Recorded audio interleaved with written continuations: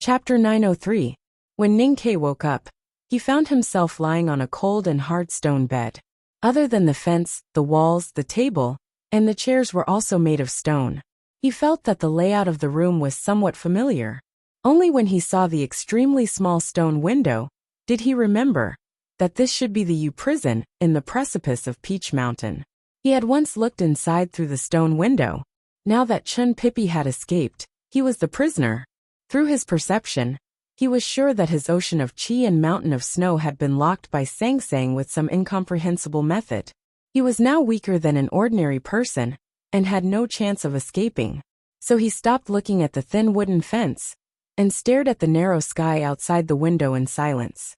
He was very tired, and his mind was on the verge of collapse. What he needed most was rest, but he could not sleep. Although his body looked fine, the pain of being sliced into pieces in the divine hall of light was still clearly lingering in his body. His arms were placed on the stone bed, and he did not dare to move. Even so, he was still trembling in pain. His back that was in contact with the stone bed was even more painful, as if it was being burned. He could not rest because of the pain, so he had to use his time to think. Unfortunately, the result of thinking did not comfort him at all. In the Academy's plan, he should first defeat or control Sang Sang, and then bring her out of the divine halls of West Hill and back to Chang'an, because only she could truly repair the God-stunning array. Before coming to the Peach Mountain, he knew that the battle with Haotian would be very difficult, but he did not expect it to be so difficult and painful that he could not even complete the first step. This did not mean that the Academy's plan was wrong. The Grand Tianqi in the front yard of the Peach Mountain had proved that only Ninkei had a chance to defeat Haotian in the human world. The problem was that no one had any experience in the war between heaven and man. Ninkei and his senior brothers and sisters had planned for several months in the Academy and deduced all kinds of details. However, they did not expect that the level difference between Haotian and human beings was so great that they could not even control the natal connection. Fortunately, the Academy did not fail. As long as Ninkei was still alive, there would be a chance to win. The battle between heaven and man had entered a period of strategic stalemate. It depended on who could find a way to break the stalemate first. Ninkei did not know how long he had been in a coma, and what had happened in the outside world during this period.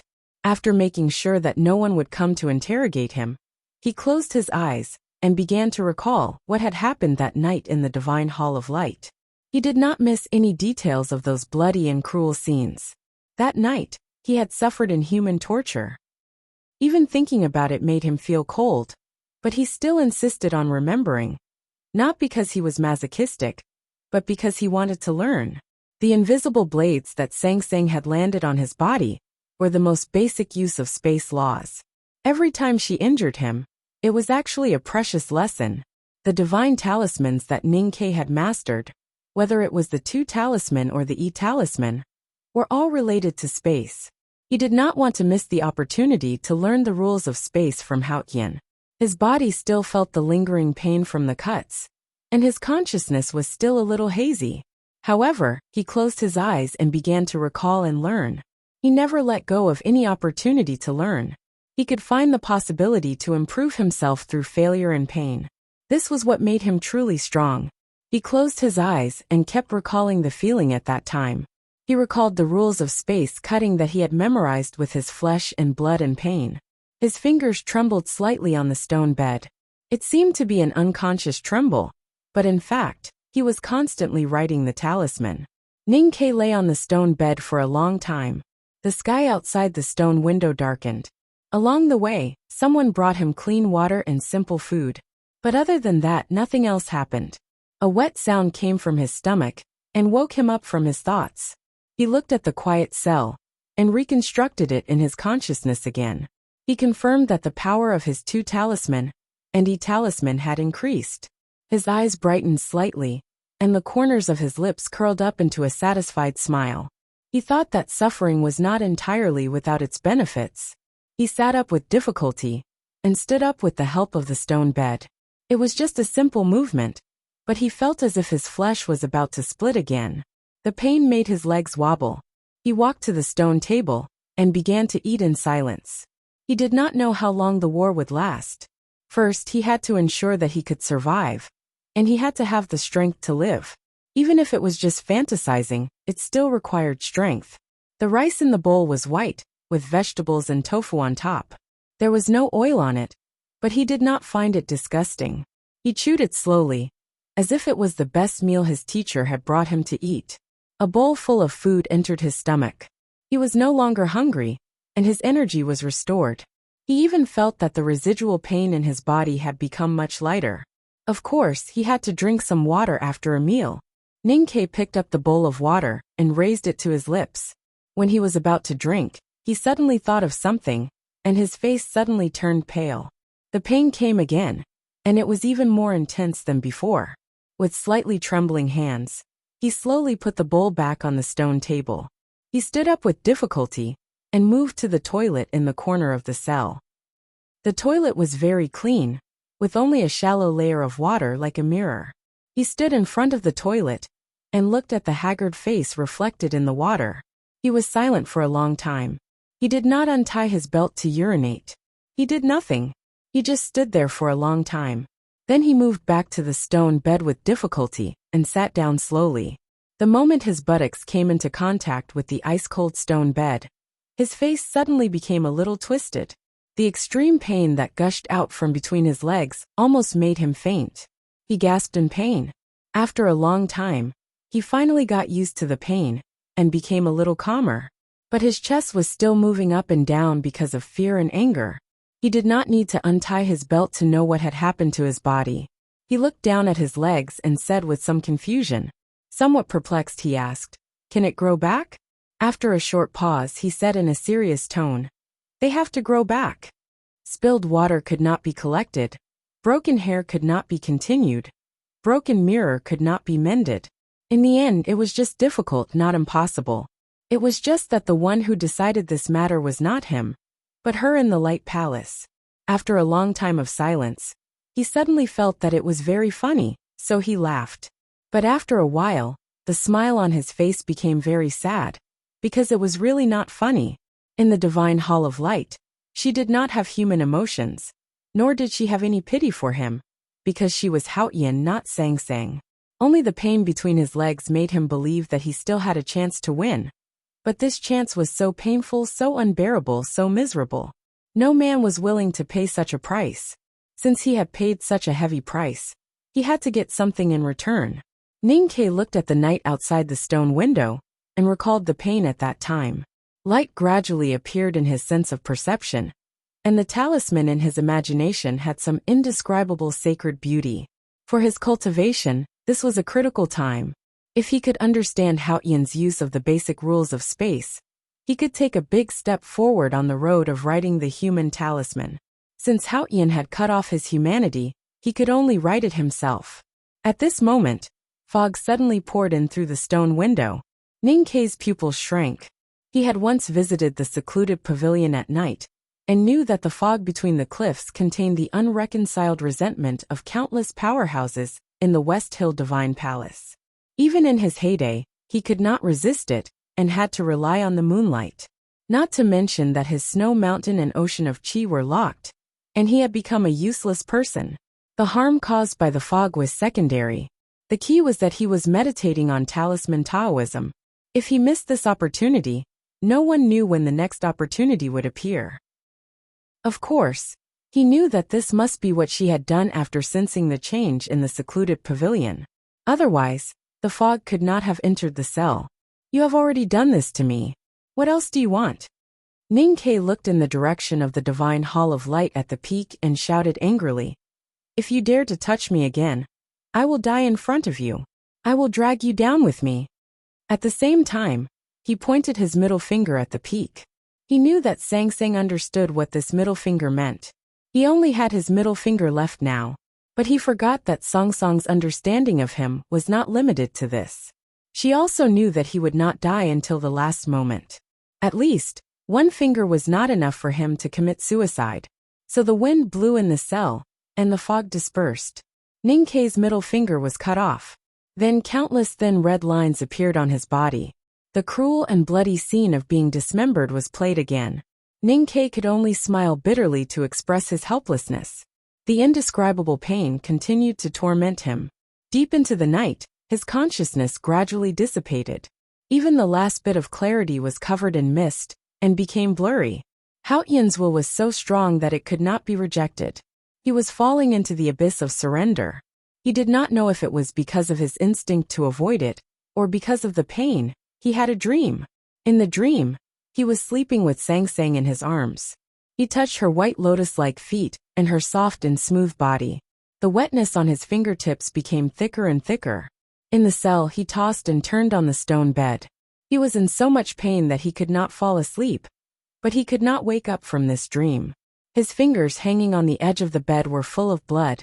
On the peak of Peach Mountain, thousands of feet above the secluded pavilion, Sang Sang also had a dream in the divine hall of light. It was a beautiful but annoying dream. She was very angry in the dream. In the divine hall, she tossed and turned on the ground with her eyes closed. Her eyelashes trembled slightly, her thighs tightened, and her breath became heavy. The flowery green dress on her seemed to be torn apart at any time. Ning Ke was still in pain in the dream. He felt that he could not hold on any longer. He crawled up from under her and saw her face. It was not that indifferent face, but that youthful face. It was a little dark, and it was very familiar. She opened her bright willow-shaped eyes and looked at him curiously. He suddenly became very calm and forgot the pain on his body.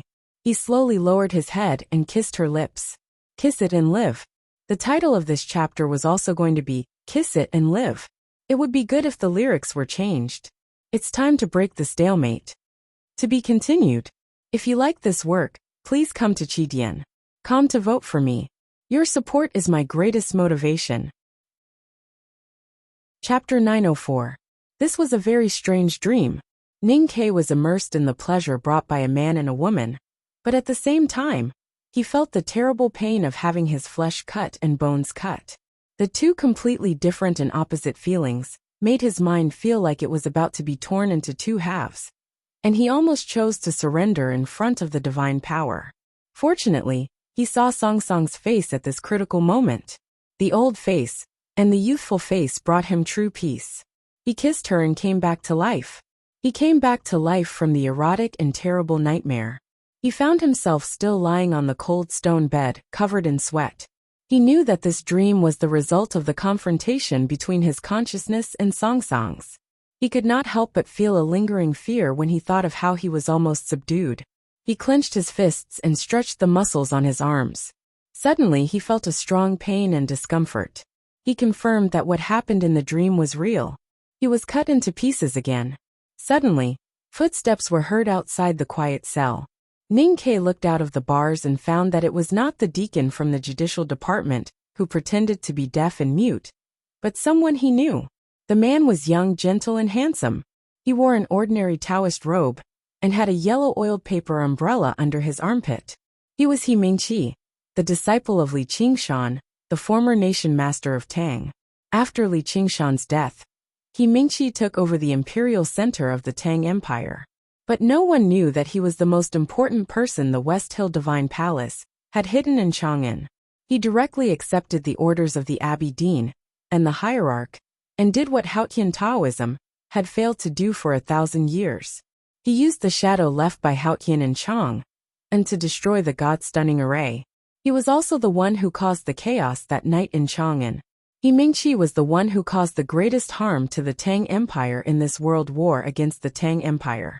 He was undoubtedly at the top of the list of people the Tang Empire must kill for revenge. Because of this, the hierarch sent him to the south after the war, and did not let him return to Peach Mountain until the right to light. Ning Ke looked at him outside the bars. His eyes were calm, without a trace of anger. But this absolute calmness showed his true attitude, because he could only be so calm when he was looking at a dead man. According to the Southern Gate Temple's Taoist system, He Mingqi should be his senior brother. But in his eyes, He Mingqi was already a dead man. In the eyes of all the Tangs, He Mingqi could only be a dead man. He Mingqi pushed open the bars and walked into the cell. He placed the food and water on the stone table, and then gently lifted the front of his Taoist robe. He sat on the stone chair, and looked at Ning Ke on the stone bed. Different from Ning Ke's calm and emotionless eyes, the emotions in his eyes were very complicated, with some envy, some jealousy, some fear, some sympathy and some admiration. In Chang'an, He Mingqi always held a yellow oiled paper umbrella under his arm and walked between the imperial palace and the southern gate temple with his body slightly bent. Compared to Ning Ke, he was so low-key that he did not attract any attention. Now Ning Ke naturally knew that this was just a facade he deliberately put on. His status in Haotian Taoism was probably far beyond people's imagination. Otherwise, the abbey dean and the hierarch would not have given him such an important task, and he would not have been qualified to enter the Yu prison to see him. If Long Qing was said to be the brilliant and beautiful son of God under the sunlight of the West Hill Divine Palace, then He Mingqi would be the opposite, hidden in the shadows of the West Hill Divine Palace. This person was very shrewd, and his cultivation state might have long surpassed the upper state of see-through. Even after the chaos in Chang'an, no one in the Tang Empire knew if this person had reached the knowing destiny state. Of course, now that Ning Ke had become a useless person, He Mingqi's true state had nothing to do with him. Ning Ke only felt a little regretful. That day in the front yard of the Peach Mountain, when he received Tianqi and was invincible, he had looked for He Mingqi. However, he did not know if this person had an unimaginable ability to predict danger, or if he was extremely lucky, but he had actually left the hierarch's sacred sedan and hid somewhere. He Mingqi did not speak, and Ning Ke naturally would not speak either. He had no interest in talking to this person. Thus, the silence in the cell continued until a very soft sound was heard. A drop of water fell from the front of the yellow oiled paper umbrella to the ground. Ning Ke looked at the stone window and found that he could only see the gray sky. There was no rain. He Mingqi said, "It's raining outside. It's a pity that you can't see it from here." Ning Ke said, "It's not a bad thing to not be drenched by the rain."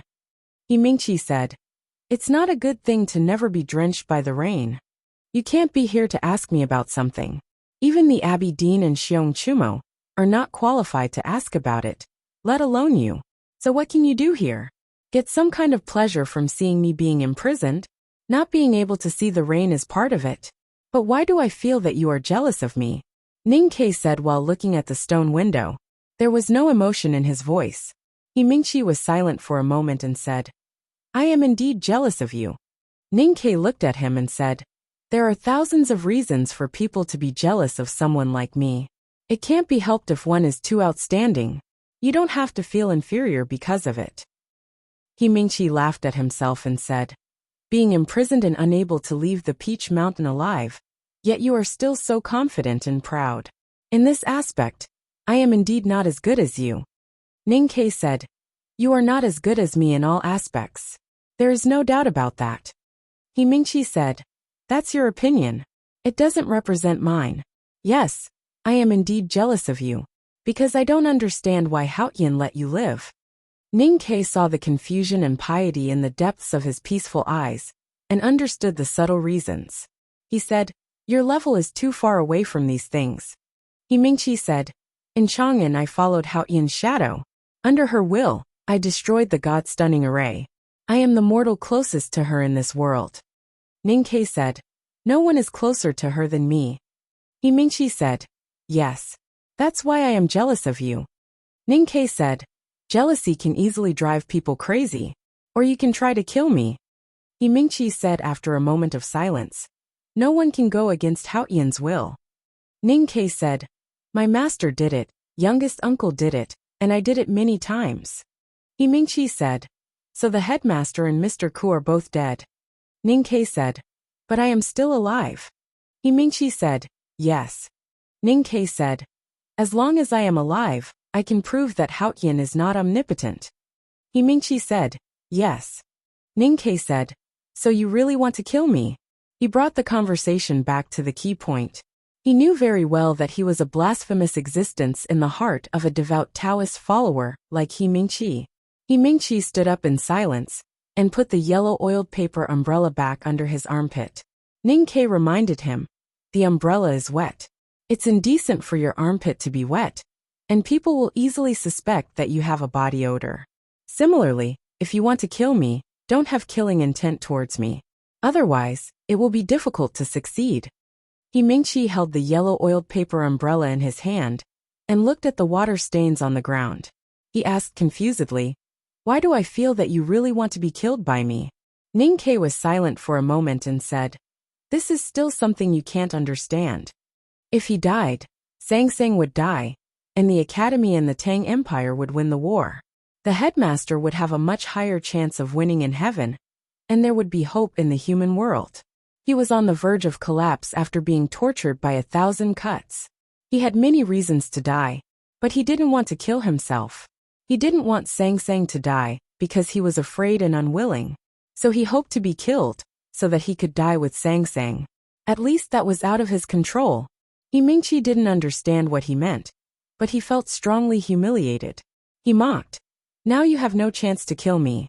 Don't you feel a little regretful?" Ning Ke said, "I felt regretful before but not now.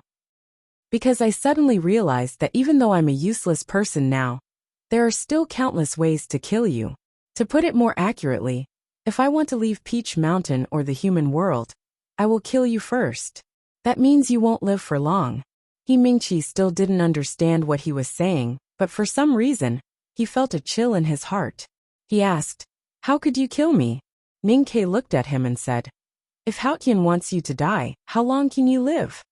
He Mingqi repeated the conversation in the Yu prison without missing a word. "Even though you made a great contribution to Taoism in Chang, and if something like today happens again, I will have to grind your bones into ashes." The hierarch looked at He Mingqi, who was kneeling down the stone steps, and said, he looked very tall in the gauze. Even though everyone knew that he was just a short and skinny Taoist after the right to light, he still shone brightly in the divine hall, and no one dared to question him. He was reprimanding He Mingqi, but his voice was so humble, because he knew that if the one in the divine hall of light was willing to listen, he would be able to hear his voice. He Mingqi said, "I don't understand why Haotian didn't kill Ning Quebec." He knew that Haotian was on the Peach Mountain, and he knew that Haotian knew everything. But he still raised his doubts.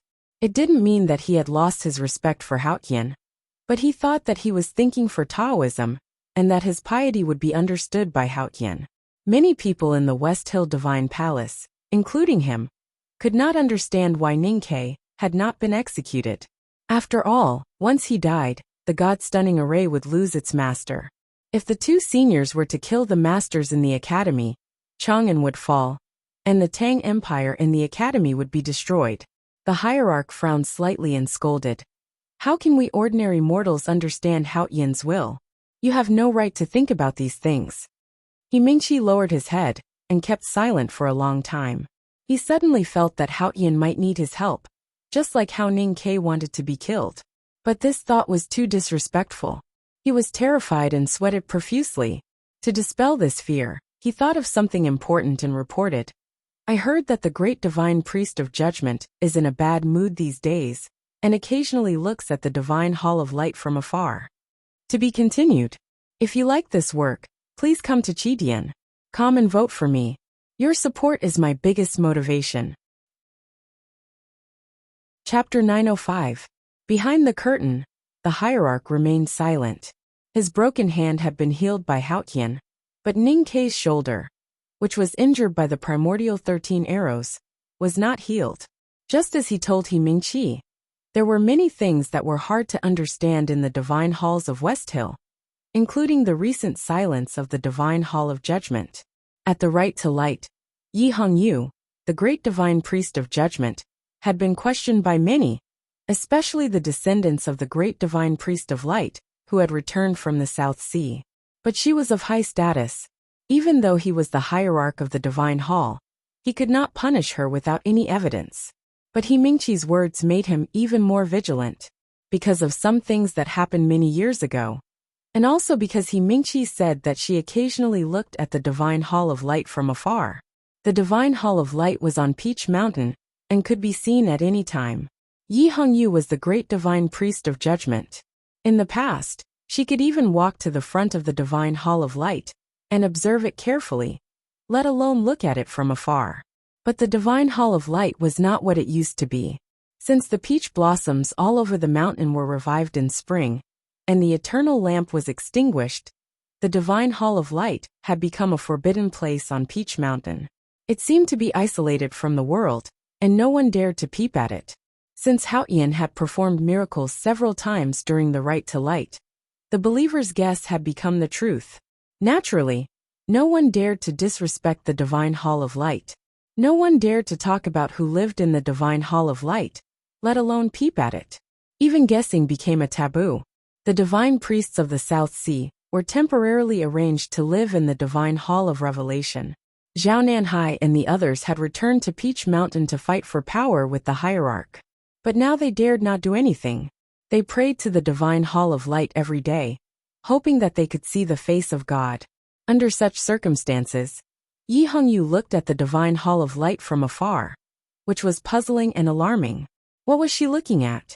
Did she dare to peep at the person in the divine hall of light? In the depths of the divine hall of judgment, Yi Hongyu sat silently on the black jade throne. Her beautiful face was devoid of any emotion. She was so cold and indifferent. She had spent most of her time on the throne, and did not respond to her subordinates' reports. It was as if she had lost the ability to think. The reason for this was that she had been thinking about a certain scene. During the Right to Light, Ning Ke had destroyed the hierarch's sacred chariot with one arrow. The short and skinny old Taoist had looked so ridiculous. Because of that image, she had been tossing and turning these days, unable to sleep peacefully. Her mind was full of thoughts, and she could not calm down. Just as He Mingqi said, her mood was naturally not good. As for the fact that she would occasionally look towards the divine hall of light, it was because the news of Ning Ke being locked up in the Yu prison could not be hidden from her, the great divine priest of judgment. She really wanted to know how that person in the divine hall would deal with Ning Ke, and this would affect her thoughts on a certain matter. Just like Peach Mountain, the atmosphere in the entire West Hill Divine Kingdom was tense. Because of the Academy, the Right to Light did not go smoothly. The sacrifices escaped, and the West Hill Divine Palace suffered heavy casualties. Because of Lu Bai's death, the Sword Garret officially broke off relations with Taoism. In the end, it ended hastily or even miserably. Many of the prepared ceremonies were not held. But many people did not leave the West Hill Divine Kingdom. The emperors from various countries kowtowed devoutly at the front yard of Peach Mountain, and then left reluctantly. But the diplomatic corps stayed, as well as the dancers and musicians who were supposed to participate in the ceremony, and tens of thousands of believers. Haotian was in the human world, and he might be in the West Hill Divine Palace. Under such circumstances, how could those devout believers leave the West Hill Divine Kingdom? They could not be moved even if they were stabbed with knives and axes. Therefore, the front yard of Peach Mountain and the surrounding villages were still filled with people, but no one dared to make a ruckus. The Tang Empire did not send any diplomatic corps to the Right to Light. The ones who came to the West Hill Divine Kingdom were the House of Red Sleeves, which had no official status. In fact, if the West Hill Divine Palace had not insisted on including this clause in the treaty, the Tang Imperial Court would not have even sent the House of Red Sleeves. Because everyone knew that the Tangs would not be treated well here. The House of Red Sleeves was scheduled to perform after the Right to Light. But Chen Pippi was rescued by the Academy, so the celebration could not continue. After that, they prepared to leave Peach Mountain, but were forced to stay by the West Hill Divine Palace. This was a war between the Tang Empire and the West Hill. The Academy had disrupted the Right to Light, but they were forced to stay. This was a depressing and dangerous matter. The girls of the House of Red Sleeves lived in a small town in front of the mountain. Their house was ordinary, and there were many cavalrymen of the Divine Halls guarding outside. The girls were naturally afraid that misfortune would befall them at any time. The leader of the House of Red Sleeves was Xiao Chao. She used to be a childish and adorable girl, but now she had matured. Although she was still young, she already had the demeanor of a great general. When the Divine Hall revealed their intention of not allowing them to return to Chang'an, she immediately sent the news back to Chang'an through relevant channels. Just the day before yesterday, the negotiation document from the Imperial Court of the Tang Empire had arrived. That was why the West Hill Divine Palace did not do anything to the House of Red Sleeves. But Xiao Qiao knew that the letter from the imperial court could only temporarily alleviate the current situation. It could not really bring the girls of the House of Red Sleeves back to Chang'an. If they continued to stay in such a hostile and dangerous environment, she was worried that the girls, who were on the verge of a nervous breakdown, could only hold on for a few more days. Your Excellency, I want a definite answer. Xiao Qiao looked at the West Hill divine priest in front of her and said calmly and firmly, if the divine halls do not allow us to leave the West Hill, I need a reason, and so does the Tang Imperial Court. The West Hill divine priest squinted at her and said, are you threatening the divine halls?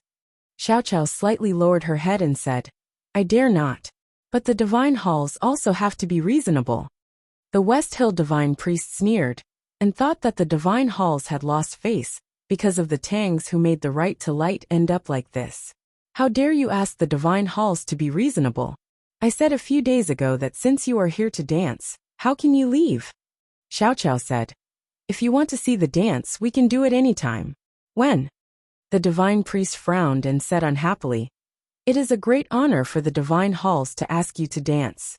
Just wait patiently for the order. Why do you have so many questions? Be careful that you will be punished for being disrespectful. Xiao Cao's chest rose and fell slightly. She suppressed her anger and said, even the dance needs time to prepare. Please tell us the date, Your Excellency. The divine priest said indifferently, I don't know. Xiao Qiao asked, then who knows? The divine priest looked at her and said mockingly, I don't know either. Xiao Qiao said calmly, I want to see the hierarch lord. I think he must know. Who are you to want to see the hierarch lord? The divine priest scolded. Xiao Qiao remained calm and said, then I want to see the great divine priest of judgment. The divine priest looked at Xiao Qiao and said mockingly, even now, you stubborn Tangs still refuse to accept the reality? Let me tell you, unless you die, you will never cross this threshold again. The Tang Imperial Court's document failed to persuade the West Hill Divine Halls to let the House of Red Sleeves go back to Chang'an.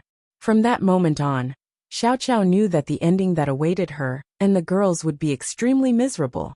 Even if the Imperial Court was willing to start another war with the West Hill Divine Halls for these ordinary girls, they would not be able to change the fact that they would die. The girls of the House of Red Sleeves also understood this, but no one had ever mentioned it. They always held on to the slightest hope, until the divine priest pointed it out. Xiao Cao's expression became gloomy. Faint sobbing sounds came from the house behind the courtyard. The West Hill divine priest was very satisfied with the sobbing sounds. When he was about to say something to make the Tang girls more miserable, the courtyard door was suddenly pushed open. He turned to the West Hill divine guards and asked, what's the matter? One of the West Hill divine guards said, a lord wants to see the girls of the House of Red Sleeves. The divine priest frowned unhappily and said coldly, which hall is the lord from? I am ordered by the hierarch lord to look after these Tang girls personally. No one is allowed to see them. The West Hill divine guard scolded, who are you? How dare you inquire about such things? Hearing this, Xiao Qiao could not help but feel relieved. But she was even more curious and vigilant. Who dared to ignore the hierarch's order? Could it be the great divine priest of judgment who was acquainted with Ning Ke? The divine priest trembled with anger. He looked at the crowd and scolded, how dare you look down on the hierarch lord? Do you want to die? Who dares to stop the people the divine hall of light wants to see? A very young voice sounded. The West Hill divine guards separated and revealed a girl in white. The divine priest looked at the girl in white and suddenly remembered something. He suddenly felt that all the strength in his body had been sucked out. He collapsed on the ground and could no longer get up. The girl in white did not even look at the divine priest. She walked to the courtyard and looked at the girls who came out of the houses. She frowned slightly and asked, who is Xiao Qiao? Xiao Qiao took a deep breath and took a step forward. She said respectfully, yes, I am. Before the right to light, the people of the House of Red Sleeves were placed under house arrest in this shabby house. She did not know what had happened these days. She did not know what the Divine Hall of Light meant to Haotian Taoism. She did not know the background of the girl in white. But based on the reaction of the divine priest, She knew that the girl in white must have an important position in the West Hill Divine Palace. So no matter what happened next, she had to seize the opportunity. The girl in white looked at Xiao Qiao and did not understand why her master specially summoned this Tang girl. Until now, no one could enter the Divine Hall of Light, not even the hierarch. Xiao Qiao followed the girl into the horse carriage and left the town. The girls of the House of Red Sleeves rushed to the gate and watched the horse carriage gradually disappear. They were full of worry and did not know what Xiao Qiao would encounter in the Divine Hall of Light. It was not until then that the divine priest of West Hill woke up from his extreme fear. He left the courtyard in a daze and committed suicide that night. 3 small things determine the world. Everything has been good recently, but I can't stand the heat in Hubei. After living in the Northeast for a few years, I really can't get used to it. The book review competition will be awarded on the 1st of June. I will return to the Northeast before that day. The coolness is waiting for me. I will work very hard in June. I guarantee 200,000 yuan, but I still won't ask for any tickets. This is to make up for this month. Thank you again. To be continued. If you like this work, please come to Chitian.com to vote for me. Your support is my greatest motivation. Chapter 906. After spring, no one had entered the Divine Hall of Light, including the hierarch lord. Therefore, when the respectful divine priests and deacons saw Xiao Qiao being brought into the divine hall by the girl in white, they could not help showing a shocked expression. They could not understand what they were seeing. Xiao Qiao herself did not understand what had happened to her. She knew that the Divine Hall of Light had not had a master for many years. So who wanted to see her? After the girl in white led her into the Divine Hall, she quietly left. Looking at the empty and magnificent Divine Hall, she felt so small and subconsciously knelt on the soft cushion. There was a curtain in the depths of the Divine Hall. Behind the curtain, there was no shadow or sound. It was so quiet that it was frightening. She lowered her head and anxiously waited for her ending. Time passed slowly. She did not know how long she had been kneeling and waiting. Her knees were already sore, but she did not dare to stand up. She became more and more nervous. Suddenly, she saw a big black horse. Xiao Cao's eyes revealed a happy expression because she recognized the big black horse and knew it was Ning Kei's mount. She was about to greet the black horse when she thought of another thing. She used to have a good friend in Chang'an. That friend was about the same age as her. She was dark and thin. They used to give each other many small gifts. She taught her friend how to put on makeup and how to seduce the lecherous master of her house. Later, her good friend encountered many things and became a young lady of the Grand Secretary's family. It was said that she even became the successor of the great divine priest of light. But when they met occasionally, she was still the same person. Xiao Qiao was extremely shocked and confused. She covered her chest and sat on the soft cushion. She could not believe her own inference. However, she knew that there could be no other explanation. The wind gradually rose in the Divine Hall of Light and lifted a corner of the curtain. But she did not see any old friend. She only vaguely saw a very tall girl standing on the balcony. Was it Sang Sang? Xiao Qiao stood up and looked at the figure. She wanted to call her, but did not dare to. No matter whether she was the master of the Divine Hall of Light or some other bigwig in the West Hill Divine Palace, she was no longer the inconspicuous friend of the past. I grant you immortality. An extremely majestic voice reverberated in the Light Palace. Xiao Qiao didn't know if the voice came from the figure on the balcony or not. She stared blankly at the curtain that divided the world into 2 halves and slightly clenched her fists, which were hanging by the side of her skirt. The girl in white who had disappeared earlier reappeared and brought her out of the Light Palace. After entering the Divine Hall of Light, Xiao Qiao didn't do anything. She didn't encounter any torture, didn't see any old friends, and didn't kowtow to Haotian. She just left. Everything seemed to be for her to hear those words, I grant you eternal life. Xiao Qiao left the Divine Hall of Light and returned to the small town. The girls of the House of Red Sleeves anxiously inquired about what had happened.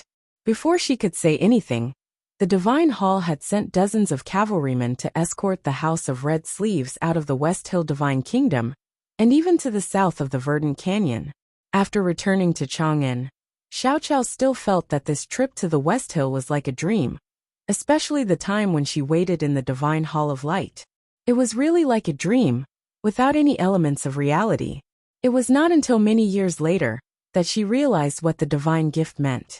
On the Peach Mountain, the Haotian Divine Hall where the hierarch resided had always been the highest. But now, in the eyes of the people, the quiet Divine Hall of Light was truly unattainable. No one dared to go against the will of the Divine Hall of Light, not even the hierarch. However, since the beginning of spring, the Divine Hall of Light had been silent until recently, when it issued several orders. The first order of the Divine Hall of Light was to escort the House of Red Sleeves back to Chang'an. This order puzzled the people in the Divine Hall, but in the eyes of the hierarch and other insiders, the reason was simple. When Haotian was recuperating in the mortal world, he had received some favors from mortals. This was just to return the favor. However, the second order of the Divine Hall of Light shocked the hierarch. The girl in white expressionlessly asked the Divine Hall to immediately stop the pursuit of Chun Pippi and Tang Xiaotang. During the Right to Light, Tang Xiaotang broke into the Peach Mountain and escaped with Chun Pippi, which was a great humiliation to the Divine Hall of West Hill. Naturally, they had to pay a heavy price. After that, the powerhouses of the Divine Hall went out to search everywhere. They even set up many traps on the road from Qinghe Prefecture to Chang'an. The hierarch firmly believed that under the pressure of the drunkard and the butcher, the real powerhouses of the back of the mountain of the academy dared not do anything. Then Chun Pippi and Tang Xiaotang would be caught by the Divine Hall sooner or later, and then they would be executed. At this time, the girl in white asked the Divine Hall to immediately stop the search. Why did Haotian do that? The hierarch was a little confused, but he dared not to question it. For the Divine Hall of West Hill, the House of Red Sleeves left unscathed. Although it was infuriating, it was still a trivial matter. Stopping the pursuit of Chun Pippi and Tang Xiaotang was the real important matter. For Sang Sang, these were all trivial matters. Because for Haotian, everything in the human world was trivial. Her decision had nothing to do with human emotions, but was based on heaven's plan. The purpose of the Right to Light was to reopen the gate of Haotian's divine kingdom, and at the same time cut off her mortal bond. That was why she asked Chun Pippi to be the sacrifice, and asked the Tang Empire to send the House of Red Sleeves to the divine kingdom of West Hill. In her original plan, after the raging sacred fire, Chun Pippi and Tang Xiaotang would die, and Xiao Qiao would also die.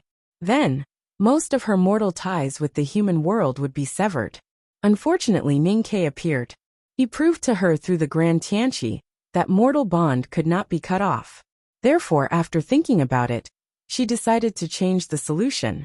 If mortal bond was love, then she would repay it with her life. She gave Xiao Qiao immortality, and gave Chun Pippi and Tang Xiaotang another life. She thought that she could cut off the bond between herself and the human world. Ning Ke did not know about these things. Just as He Mingqi said that day, he could only see the falling leaves and rain clouds outside the stone window, but he could not stand the rain. He was now the most important prisoner of the Yu prison, but he did not care. If he had not come to Peach Mountain, he would still be a prisoner in Chang'an. He would be imprisoned anyway, so it did not matter where he was imprisoned. What he cared about was the battle between him and Sang Sang. He lay on the stone bed and continued to dream. Erotic dreams, terrifying dreams.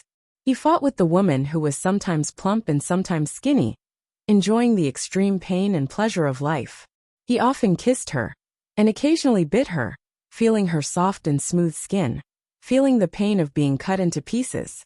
She was in the Divine Hall of Light on the peak, and he was in the cold stone room on the precipice. They loved and hated each other, separated by thousands of feet. He let her feel the most wonderful feeling in the human world, and she let him feel the most painful feeling in the human world. She kept killing him, and he kept loving her. It was all torture. This was a battle between heaven and man, and also a battle between a man and a woman. These two battles had happened countless times in history, but now they had merged into one. This battle was very ordinary, just like the simplest family drama. It was just a matter of who was at the top and who was at the bottom, who wanted to change positions and who didn't. In the end, There would always be one side who would emerge victorious, and then their voices would be louder in the family.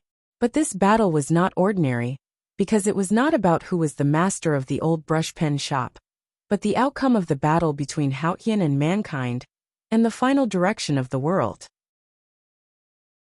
Sometimes when Ning Ke thought about the fate of the world decided by the life of a married couple, he would inevitably feel that it was ridiculous. But he also could not hide his pride and complacency. The battle in the dream continued. He did not know how long it had been in the cell. The autumn leaves outside the stone window became fewer and fewer, until it started to snow. He did not know that it was winter. No one surrendered, and there was no victory or defeat. Ning Ke looked at the falling snowflakes outside the stone window, and thought of how the frequency of torture had gradually decreased these days. He frowned slightly, trying to guess what had happened. He did not know what was happening outside, but he was sure that old Master Chui had been killed by him. He knew that there were people in the small town where the drunkard and the butcher were, but he did not know that they were his old friends. He knew that the Tang Empire and the Academy had made preparations, and Qinghe County would soon face the wrath of revenge. But all of this was on the premise that he could defeat Sang Sang. If heaven had feelings, heaven would age easily. If Sang Sang had feelings, he could win. But now he could not see any possibility, nor could he find a way to break the stalemate. What confused or alarmed him the most was that Sang Sang should not be able to find any way to break away from the mortal world. But why did she seem so calm and confident in the dream? Another small incident happened in the Divine Hall of Light. Two girls in white were kneeling behind Sang Sang, looking extremely nervous and sad, especially the one on the left, who was gradually opening her eyes, crying in fear. On a wooden plate not far away, there was a pair of white underwear, stained with blood. It turned out that the girl in white had her first menstruation. They were selected by the Divine Hall from over 100,000 girls in the West Hill Divine Kingdom. They were required to be fair and clean, free from the filth of the world. They knew this very well. Their experience in the Divine Hall of Light over the past 6 months made them realize how great the saintess they served was. They were proud and more devout because of this. However, their first menstruation finally came. They knew what was waiting for them, but they did not dare to hide it. So they knelt behind Sang Sang, crying and waiting for Haotian's punishment. Sang Sang did not punish them. She looked at the looming bright moon in the night sky and said, "The human world has begun to call this menstruation. I don't know if you will find it interesting or annoying." Light snow was drifting on the terrace. She frowned slightly and looked at a precipice in the wind and snow. Her right hand slowly fell on her lower abdomen. A dam of 1,000 miles was made of baskets of soil.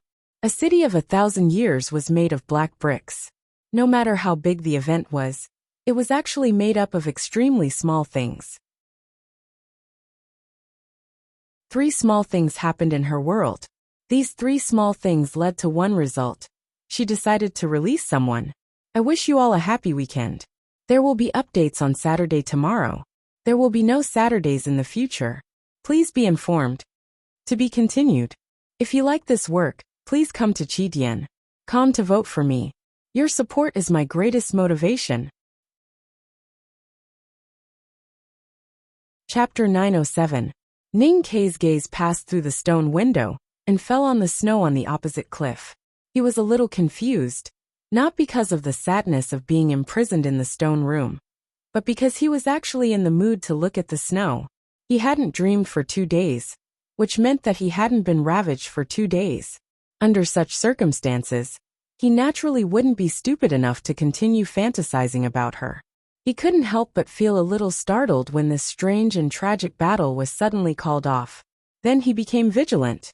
Steady footsteps sounded on the mountain path of the U prison.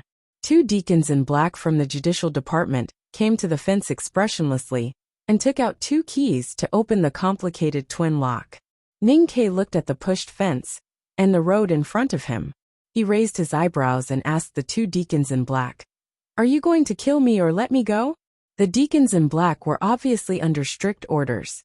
They acted as if they did not hear him, and naturally did not answer his question.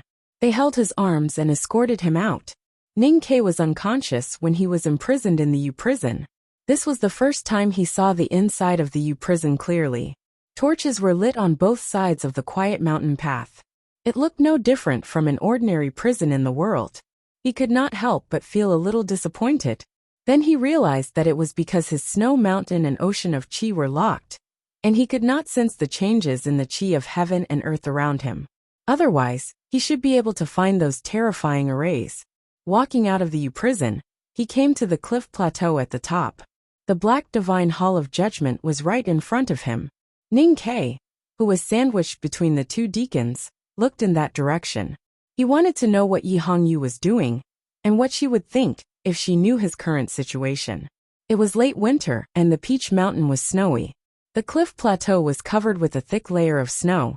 Several majestic divine halls looked even more solemn and sacred in the wind and snow. Ning Ke looked at his footprints in the snow and found that it was quiet on the cliff plateau. He did not see anyone in the U prison or here. In front of the divine hall of light, the two deacons in black knelt down and kowtowed. Then they left quietly. From beginning to end, the two deacons did not say a word or even make a sound. This was the second time Ning Ke had come to the divine hall of light. The first night he spent in the divine hall of light was the longest night of his life and left him with the most unforgettable pain. But when he came to the snowy divine hall again, there was no lingering fear on his face. He looked very calm. He was very sure that since she allowed him to enter the temple of light again, it proved that she had not found a way to break the stalemate.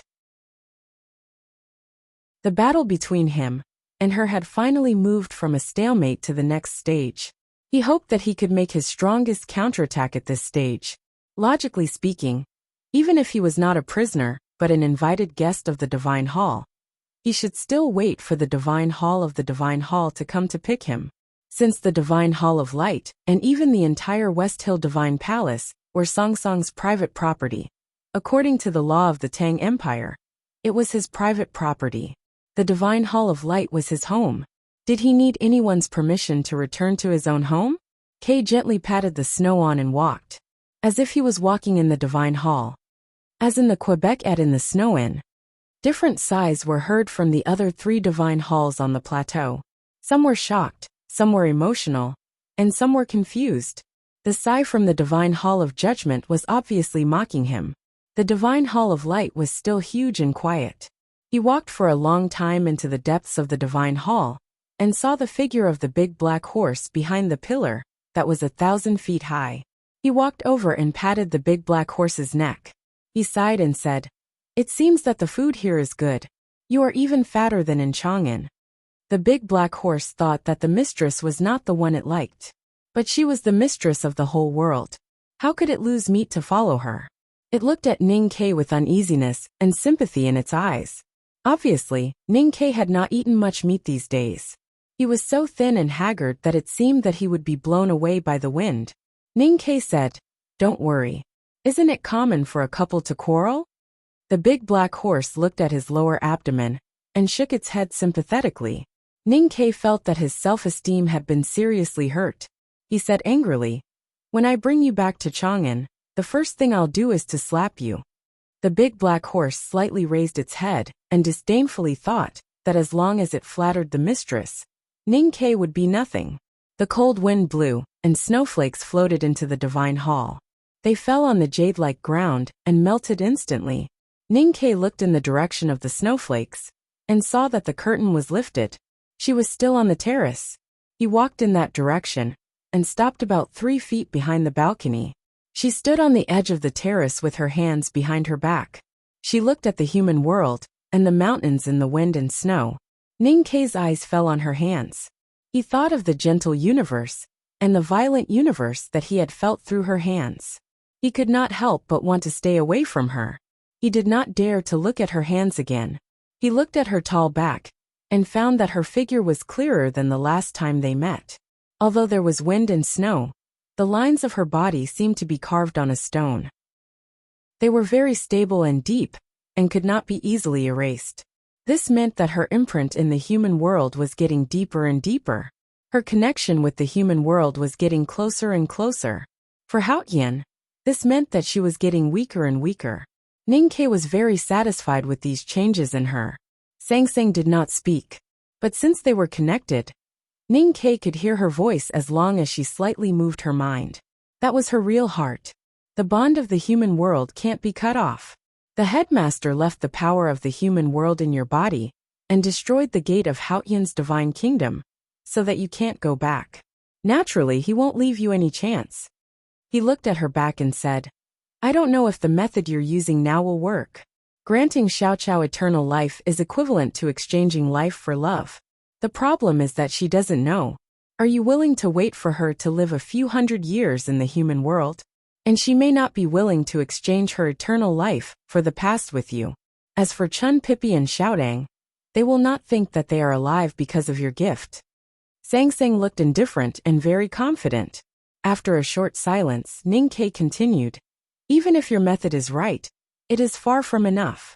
Because there are still second brother and Li Yu. They used to be good to you, and are also the fetters of the human world to you. Aunt Wu, who lives next door, often invites you to dinner. How will you compensate her? And don't forget those people in the city of Wei. They were kind to us, but they died because of you. How will you compensate those who have died? Sang-Sang frowned slightly. In the distance, the mountains shrouded in snow suddenly had several avalanches, revealing the yellow withered branches and the color of weeds under the snow. The snow on the cliff side of the Divine Hall of Light was still the same as before. The snow on the terrace became thicker, and the wind became colder and colder, just like her expression and mood at this time. I can't give up. Ning-Ke listened to her answer in the sense of perception and said, just like what the teacher said, human beings have the innate instinct to explore the unknown, which can also be called the desire for freedom. And you are the rule of this world. Your existence and your life come from the form of this world itself. You will not allow this world to be broken. So there is an irreconcilable contradiction between you and the human beings in this world. Sang-Sang turned to look at him and said for the first time since they met today, you are not a human being in this world. Why do you want to be my enemy? Ning-Ke said, but after all, I am a human being. Since I came to this world, I am a human being in this world. Many years ago in Chang'an, I had a hard time reading in the old library and would feel dizzy and vomit every night.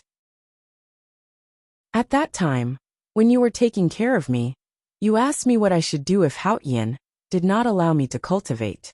My answer at that time was that if that was the case, I had to go against heaven. Sang-Sang found that fragment in her memory of the human world. At that time, the master and the servant who were discussing the problem did not know that Haotian was her. Now it was a little strange to think about it. So you have to go against my will? She looked at Ning-Ke and asked. Ning-Ke looked at the only familiar pair of willow-shaped eyes on her face. After a moment of silence, he said, this is probably the so-called fate. You can't go against it. Sang-Sang said, I am Haotian. At least I can change your fate. You are my natal life. My fate is your fate. How can you change it? Only by defying the heavens can you change your fate. Now that I think about it, from the day I picked you up on the side of Hebei, I have been fighting with you nonstop. Although I always lose, I am indeed defying the heavens. Ning-Ke looked at her and said, but you can't. Because you can't fight against yourself. Just like a human can't lift his own hair and keep his feet off the ground. Sang-Sang glanced at him.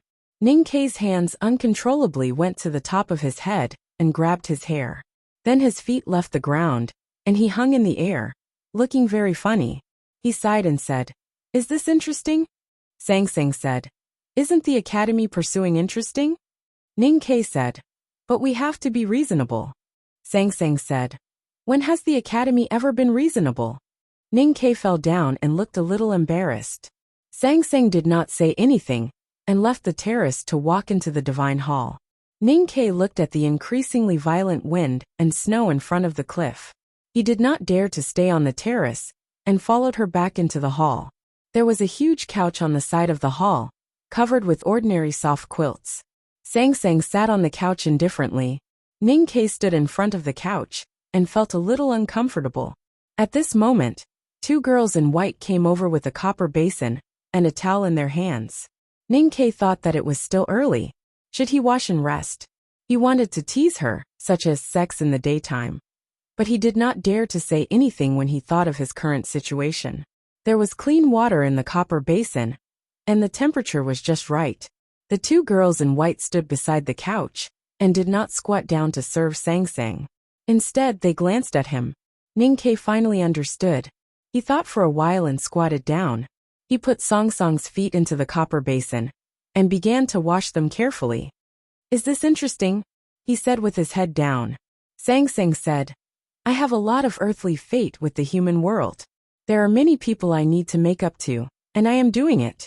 And the fate between you and me is that you need to make it up to me. So you have to do it too." I think it's interesting. Revised on 201305261435. To be continued. If you like this work, please come to Chidian.com to vote for it. Your support is my greatest motivation. Chapter 908. When Sang Sang was a human, she seemed a little clumsy and didn't like to talk much. In fact, that was just on the surface. The most fundamental reason was that she had a cold personality. If one looked deeper, the reason was that she never had any real feelings for the world she lived in.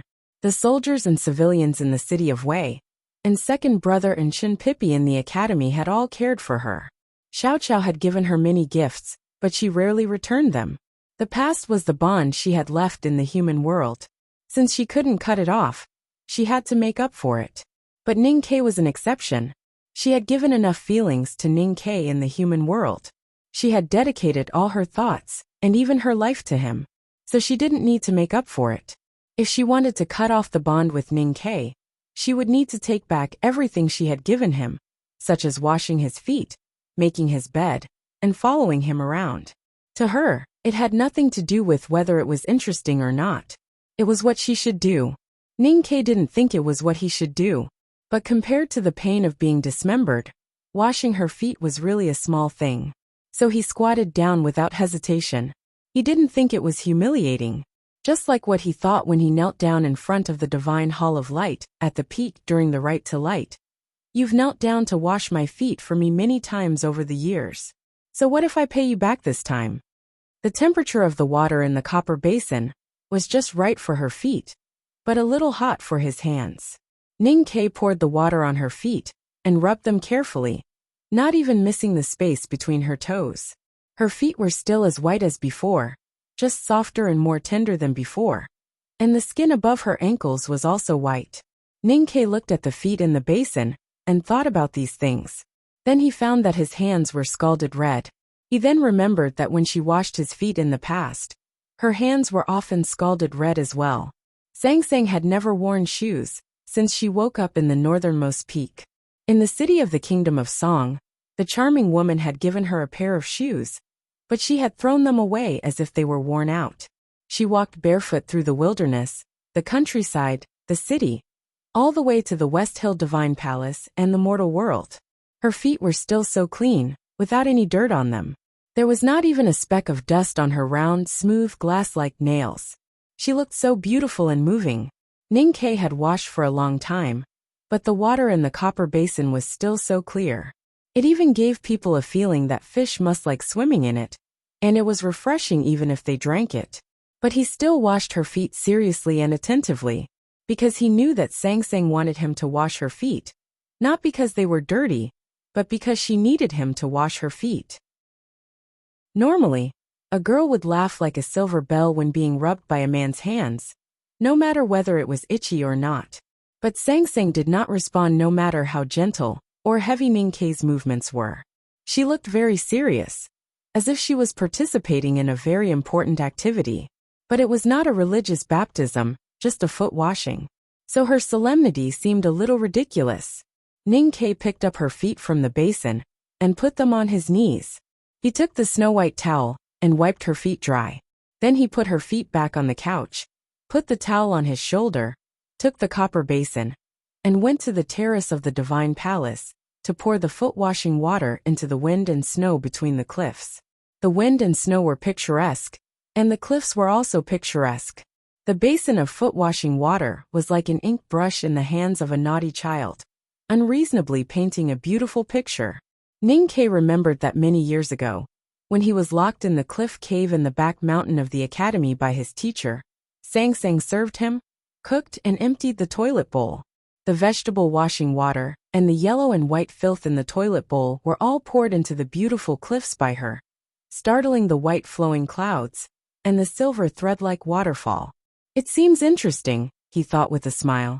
Through this period of fighting and today's ritualistic foot washing, he had a better understanding of today's Sang Sang, that is, Haotian who had fallen into the human world. She was the collection of the rules of this world. Just like what his teacher said in the restaurant in the Kingdom of Song last year, she was objective, absolutely calm, and absolutely logical. Even if she had a life caused by self-perpetuation and subjective self-awareness, this was her way of survival. This kind of high-level life form was indeed frightening. But in Ning Ke's eyes, Sang Sang was scary but also a little cute, just like the little handmaiden Sang Sang used to be, who seemed a little clumsy. She was never stupid, but just a little clumsy and a little clumsy. She wanted to cut off her relationship with the human world, and if she couldn't do so, she would want to end it. She judged her relationship with the human world according to the cold and objective mathematical method. But she didn't expect that those relationships were not cold. Things like emotions and life could not be calculated. She thought she had found the right way. As long as she paid back what she owed Ning Ke, and took back what she had dedicated to him, she could cut off her relationship with the human world and return to Haotian's divine kingdom. But she didn't understand that for human beings, sometimes love was not a one-sided contribution, and being loved was not necessarily a one-sided gain. In short, these were all very complicated things. Even if she could calculate, she couldn't calculate all the details. On the contrary, the more she thought and calculated, the easier it was for her to sink into it and couldn't extricate herself. When she began to think in the way of human beings and began to value human emotions, she would gradually lose her objectivity and become more and more like a human being. Ning Ke began to feel that this matter was gradually becoming more and more interesting. The West Hill Divine Palace ruled this world.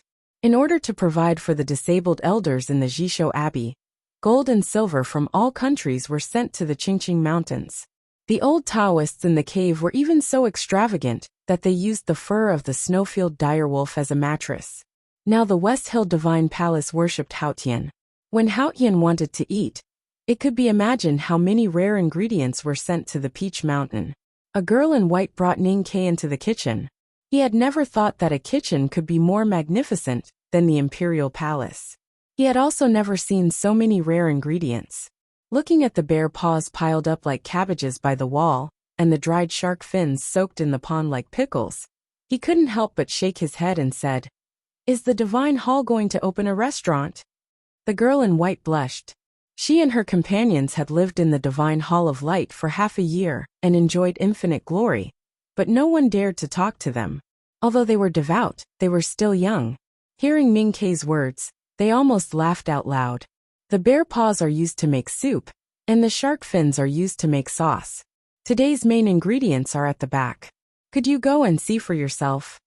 Extravagant, too extravagant. Ning Ke walked through the rare ingredients and sighed with emotion. There were a lot of foodies in the academy, and his teacher was the biggest foodie in history, but he had never seen such a scene. He came to the stove and looked at the oil and all kinds of spices in the iron pot. He nodded with satisfaction and asked, "What's her favorite dish recently?" The girl in white thought about it seriously and said, "Master is not picky about food, but once we found a chef from Chang'an City to make a bowl of hot and sour noodle slice soup. Master seemed very happy." Ning Ke understood. The dinner in the Divine Hall of Light was very simple. It was so simple that the two girls in white, who were in charge of setting the table, looked pale. They were worried that Sang Sang would be unhappy. Ning Ke made a dish of cabbage head and vinegar, a pot of radish stewed with preserved pig trotters, a plate of stir-fried water spinach, and a bowl of egg yolk tofu. He used the most common ingredients. The girl in white was very anxious and suggested that he should at least change the egg yolk into crab roe, but he refused without hesitation. The dining table in the Divine Hall of Light was also very big, even bigger than an ordinary house. The simple dishes on the table looked even more shabby. Sang Sang sat down at the table. Ning Kei stood beside her and served her a bowl of pig trotter soup and a bowl of white rice. The two girls in white lowered their heads and were too nervous to say anything. Looking at the shabby dishes on the table, Sang Sang was silent for a while. She did not say anything or get angry. She took the bowl from Ning Kei and began to eat. She ate very fast, just like in the old days. The reason why she ate so fast was because she had to clean the table and wash the dishes after eating. The reason why she ate so fast now was because eating was just a habit for her. It had nothing to do with absorbing energy, and it was not a human enjoyment. It didn't take long for the dishes to be almost finished. She ate 3 bowls of white rice, and then stood up to leave. Although she did not say anything, she felt that she should be satisfied. Ning Kei looked at the girl in white and smiled. He sat at the table and pulled over the rice bucket. He poured the leftovers on the plate into the bucket and ate it happily.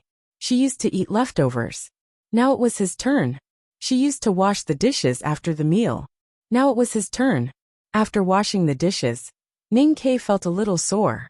He walked back to the divine hall and found that it was already dark. He wanted to light the lamp on the stone wall, but found that someone was ready to go to bed. He made the bed and made the quilt.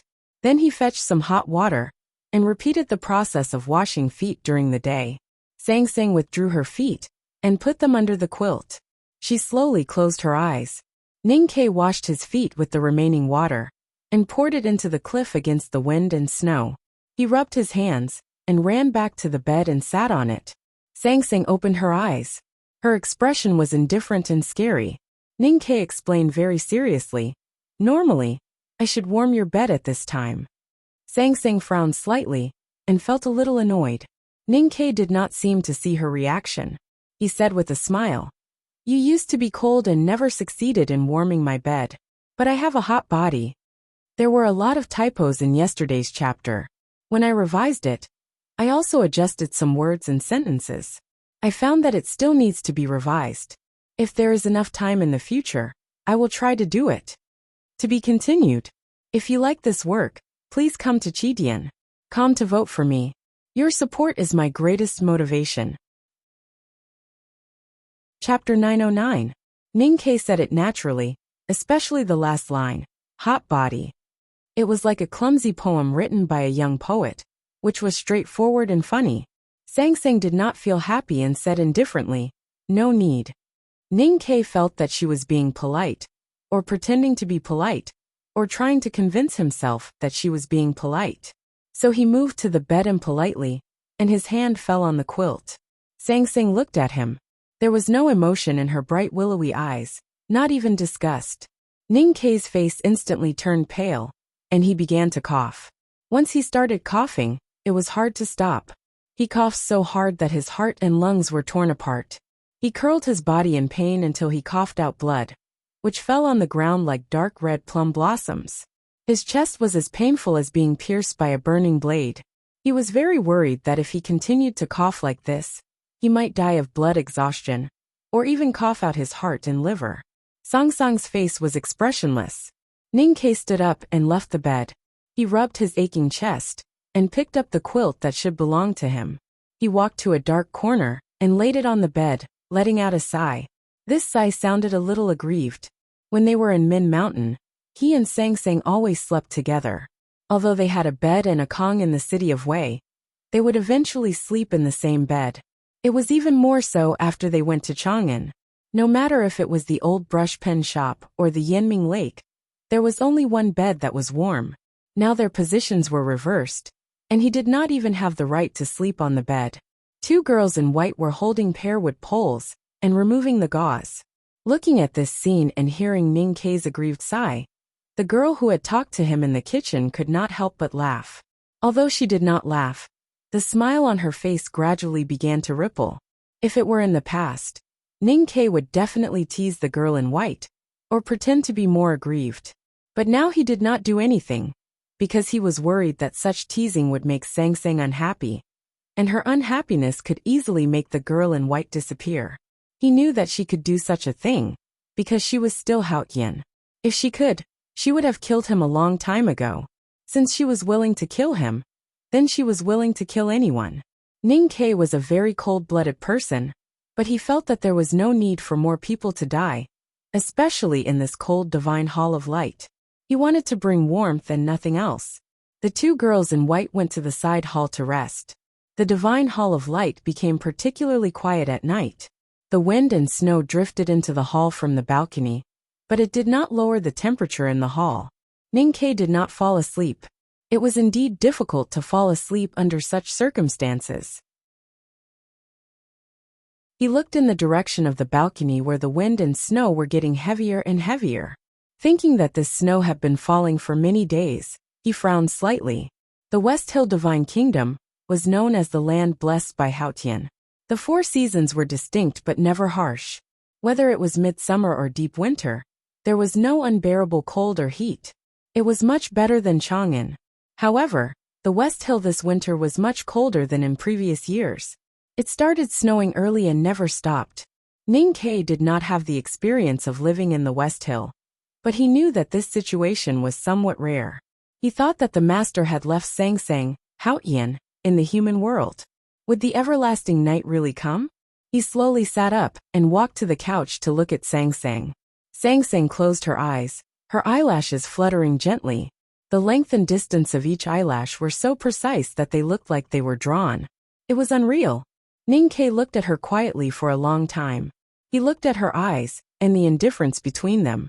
He looked at her eyelashes and the wisdom in them. He looked at her lips and the redness between them. He looked at her ears and the strands of hair fluttering beside them. He did not know if she was asleep or if Haotian needed to sleep. But he knew that even if she was asleep, the changes around her could not escape her perception. But she did not wake up. She still quietly closed her eyes, as if she was having the sweetest sleep. Her face was so ordinary, but she looked like the most noble princess.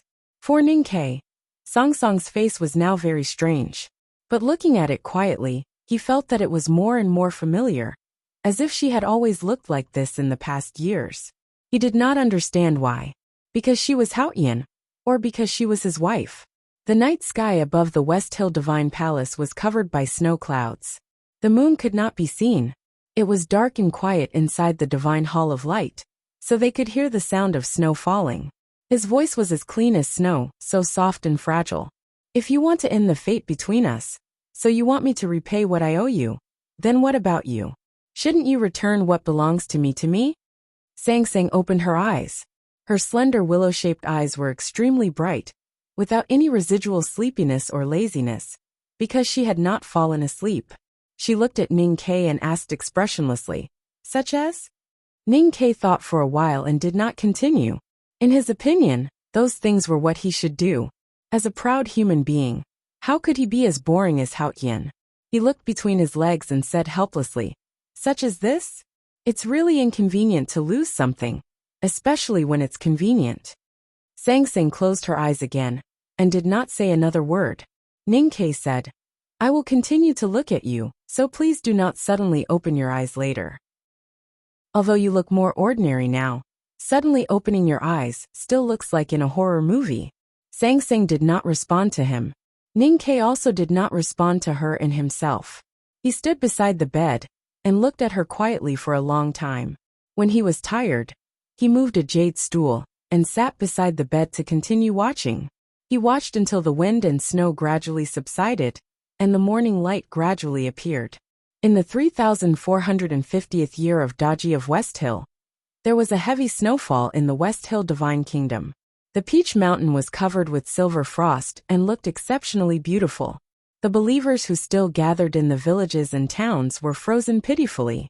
No one knew why the West Hill, which had always been warm, would welcome such a cold winter. The hierarch and others, like Ning Ke, vaguely guessed that it might have something to do with the everlasting night. They looked at the Divine Hall of Light with even more awe. No one knew what was happening in the Divine Hall of Light. After Ning Ke opened the secluded prison and was taken into the Divine Hall, he never came out again. No news came out of the hall either. The story that was happening in the Divine Hall of Light, if one thought about it carefully, seemed a little ridiculous and childish. Of course, naivety was often the cruelest thing. If this was a game of playing house, Ning-Ke would of course play the role of a servant. He would wake up every morning and start sweeping the courtyard. The divine hall of light was so big that he would be exhausted to clean it. Then he would prepare breakfast, wash the dishes, wash the clothes, make lunch, wash the dishes, mop the floor, prepare dinner, wash the dishes, wash Song Song's feet, and finally drag his tired body to sleep. He ate leftovers, and even washed his feet with Song Song's leftover water. For devout Hautian believers like the hierarch, they would probably be willing to drink the water from the copper basin directly into their stomachs, because it had the taste of Hautian. However, Ning-Ke did not have such a perverted belief, so he naturally could not be perverted. Moreover, in the world he once lived in, drinking his wife's foot-washing water was the biggest insult to a man. In addition to these daily chores, he also had to take care of Song Song's daily necessities, including making tea and playing chess. Making tea was easy, but playing chess, Chen Pippi had never beaten Sang Sang, let alone Ning Quebec. Therefore, playing chess became the most painful and humiliating thing for him. The days were simple and boring. He did all kinds of things tiredly, and fell asleep at night, as soon as his head touched the pillow. He no longer had the energy to stand by the bed and watch her for the whole night. Sang Sang did not seem to change at all. She was still indifferent. Ning-Ke originally had great hopes for life in the divine hall of light. He wanted to make her more and more like a human, through spending time with her day and night. But now, looking at her emotionless face, his hopes had long turned into disappointment. One day, he took a bamboo broom to sweep the snow on the terrace. The weather was extremely cold, just like his current mood. There was no smile on his face now, just like the cold mountains. The bamboo broom rustled on the snow, like a brush writing on a slightly coarse bud paper. Countless messy marks were swept on the terrace, which looked like a piece of cursive calligraphy. The person who wrote cursive calligraphy was a little manic. At this moment, the wind and snow suddenly raged and kept falling on the cliff. The terrace that had just been swept was instantly covered with a layer of snow again. The cursive calligraphy was destroyed just like that. Ning-Ke stopped sweeping the snow and stood in the wind and snow with the bamboo broom in hand. He looked at the gray sky and asked, "How long will it take? What do you want to do?" Sang Sang said, "I have washed your feet many times, cooked for you many times, mopped the floor many times, and washed the dishes many times. What you are doing now is not even 1% of what I have done." After a moment of silence, Ning-Ke said, "You know it's useless. I do owe you a lot, but you also owe me a lot. We will never be able to clear up the debt between us." After saying this, he turned to look into the hall and said, "In Min Mountain, I carried you on my back many times, washed your diapers many times, fed you many times, and killed many people for you." Sang Sang walked slowly and said expressionlessly, "This is a common human emotion, the heart of caring for the young." In the wind and snow, Ning-Ke's mood was as cold as the wind and snow, and as angry as the wind and snow. "What about when you grow up? When you were sick, I held you in my arms and warmed you with my body. How can you repay me? From the academy to the Lank Temple, and then to Chaoyang City, I have always washed your feet. How can you repay me? I carried you on my back out of Chaoyang City and into the wilderness. When the whole world wanted to kill you, I carried you on my back all the time. How can you repay me?" Sang Sang walked to the railing and looked at the human world in the wind and snow with her hands behind her back. Many images appeared in the falling snow outside the precipice. These images were a little blurry, but they were so clear. They were the rain after the drought in Hebei province. They were the young animals struggling in the well in Min Mountain. They were the teenagers who happily cut off the heads of the horse gang by the Shibi Lake. They were the little handmaiden who walked unsteadily with a flagon of wine and roasted chicken. They were the fried egg noodles in the old brushpen shop. They were the morning sun in Chaoyang City. Under the morning sun, he kept running and waving his knife with her on his back. She was weak but happy and leaned on his shoulder, holding the big black umbrella tightly in her hand. I left for home on the 31st, and arrived on the 1st because the award ceremony of the book review competition was held in the evening. Of course, the most important thing was that I missed my wife. To be continued. If you like this work, please come to Chidian.com to vote for me. Your support is my biggest motivation. Chapter 9-10. The scenes in the wind and snow outside the terrace were all scenes of her in the human world. And he was in all of them.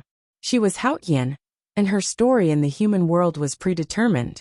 Only he came uninvited and never left. Whether there was a rope or not, they were always together. She could be completely indifferent to the human world, but not to him. Sang Sang looked at the human world in the wind and snow, and her willowy eyes became brighter and brighter. Her left eye was filled with infinite memories and emotions, and her right eye was filled with infinite hatred and anger. These two completely different emotions were cause and effect for each other. Ning Ke asked her how to return it, and how to return it. I'm ready to forgive your great disrespect and grant you immortality. She looked at Ning Ke and said emotionlessly, but you don't accept it, so you have to sink forever. The wind and snow outside the cliff suddenly became stronger, and those scenes in the wind and snow were torn into countless snowflakes. They were blown to the terrace by the cold wind, and many snowflakes fell into her eyes. The temperature in Song Song's eyes quickly dropped. Memories, emotions, hatred and anger were all frozen into crystal-clear ice cubes, and then disappeared without a trace. Ning Ke looked at this scene, and felt his heart become colder and colder. He said, we used to live and die together, and we will live and die together again. I don't want you to leave, and the human world doesn't want you to leave either. For this, I can do many things just like what I'm doing now. What you've done is far from enough. Sang Sang said, I once surrendered to you, so you have to surrender to me. Ning Ke understood what she meant by surrender. It was the divine will that had been shaking in his sense of perception. Surrender meant that he had to remove the natal connection between them. He silently picked up the bamboo broom, and continued to sweep the snow. The wind and snow outside the cliff were so heavy, that it was in vain when he swept a corner of the terrace. The wind and snow were endless, just like the war. But Ning Ke did not give up. He held the bamboo broom, and kept sweeping from morning to dusk, and still sweeping at night. Sang Sang did not leave either. She watched Ning Ke sweeping the snow without changing her position. The frost dyed her eyelashes silver, and she looked very beautiful. Late at night, the snow finally stopped. Ning Ke continued to wave the bamboo broom, and swept all the snow off the cliff. He didn't stop until there was no snow left on the terrace. He was just an ordinary person now. After sweeping for a whole day, his back was already sore. A simple straightening movement made him frown in pain. You see, as long as you keep sweeping, you can always sweep, because the snow can't fall forever. He looked at Sang Sang and continued, I'm not afraid of sinking forever, because I never believe in eternity. As long as you are in the world, you can't always win. Sang Sang did not say anything.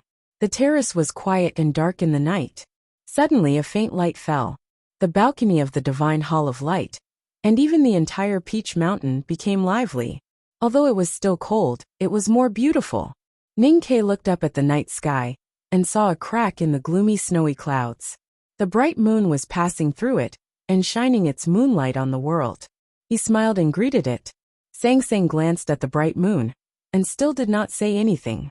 The night clouds gradually separated and became thinner. The bright moon became brighter and brighter, and the moonlight shining on the mountains and fields became more abundant. The whole world was plated with a layer of silver halo. The mountains around the West Hill Divine Palace were especially beautiful under the moonlight. The snow divided into various shapes by the mountain terrain seemed to have become Ning Ke and Song Song's favorite things. Since it was their favorite, it was naturally the most beautiful in their eyes. Ning Ke put the bamboo broom in the corner and walked to the railing. He looked at the mountains under the moonlight and said, The moonlight tonight is as bright as 100,000 taels of silver. It's so beautiful. Sang Sang walked to him and said, Yes. She said it very naturally, as if she had said it on a whim without any thought. Ning Ke's hands trembled slightly and slowly fell on the railing. After a long silence, he turned to look at her eyes and said, You are Sang Sang. The Sang Sang in this sentence was his little handmaiden Sang Sang, not Haotian, who was called Sang Sang. Sang Sang did not say anything or look at him. She just frowned slightly. Ning Ke looked at her and continued. Even if you don't admit it, you are Sang Sang. Sang Sang turned and walked into the divine hall. Ning Ke looked at her back and shouted, I bet 100,000 taels of silver that you are Sang Sang. After a moment, Song Song's cold voice sounded in the divine hall. Go get some water to wash my feet. Life in the divine hall of light was very ordinary. In Ning Ke's opinion, Sang Sang would be weakened by his means, but he did not expect that it was also a kind of torture for him. He wanted her to come back to him, instead of being alone outside the world. But he could not see a glimmer of hope. She did not change at all, as if everything was in vain. He could not hold on any longer. Tonight, when the wind and snow disappeared, he finally swept the balcony, and the moonlight shone on the world. He heard Song Song's words. Haotian would not express her emotions about anything in the world, because she did not care about it. She sighed to the moon tonight not because of the headmaster, but because he said that the moonlight tonight was as bright as 100,000 taels of silver. What she really cared about was the silver. That kind of care was so strong that she even forgot that she was Haotian. Since she cared so much about the silver, she must be Sang Sang. Ning Ke's mood was very complicated. He was happy because he finally confirmed that Sang Sang was Sang Sang. He was also excited because he saw the hope of victory. But he was also a little anxious because when he saw hope, he would have a strong impulse and desire. He wanted to put his hope into reality. Because of these complicated feelings, he washed Song Song's feet for a long time tonight. Even when the warm water in the copper basin became cold, he still kept washing. The water was a little cold, so were Song Song's feet. He kept rubbing them with his hands, but he could not raise the temperature of the water and the skin. So his hands became cold as well. But Ning Ke did not feel uncomfortable. Because of the change of mood, he felt that Song Song's feet were very fragrant and soft tonight. It was very comfortable to rub them. He even wanted to wash them like this forever. It was like the saying that he could not bear to put them down. Ning Ke's movements became slower and more delicate. He gently rubbed the soles of her feet, her insteps, her ankles, and sometimes he would gently scratch them. He also gently rubbed her shell-like toes, feeling the wonderful touch. Gradually, there was a taste of warmth and lust. Tonight, he washed her feet for a long time, as if he wanted to wash them forever.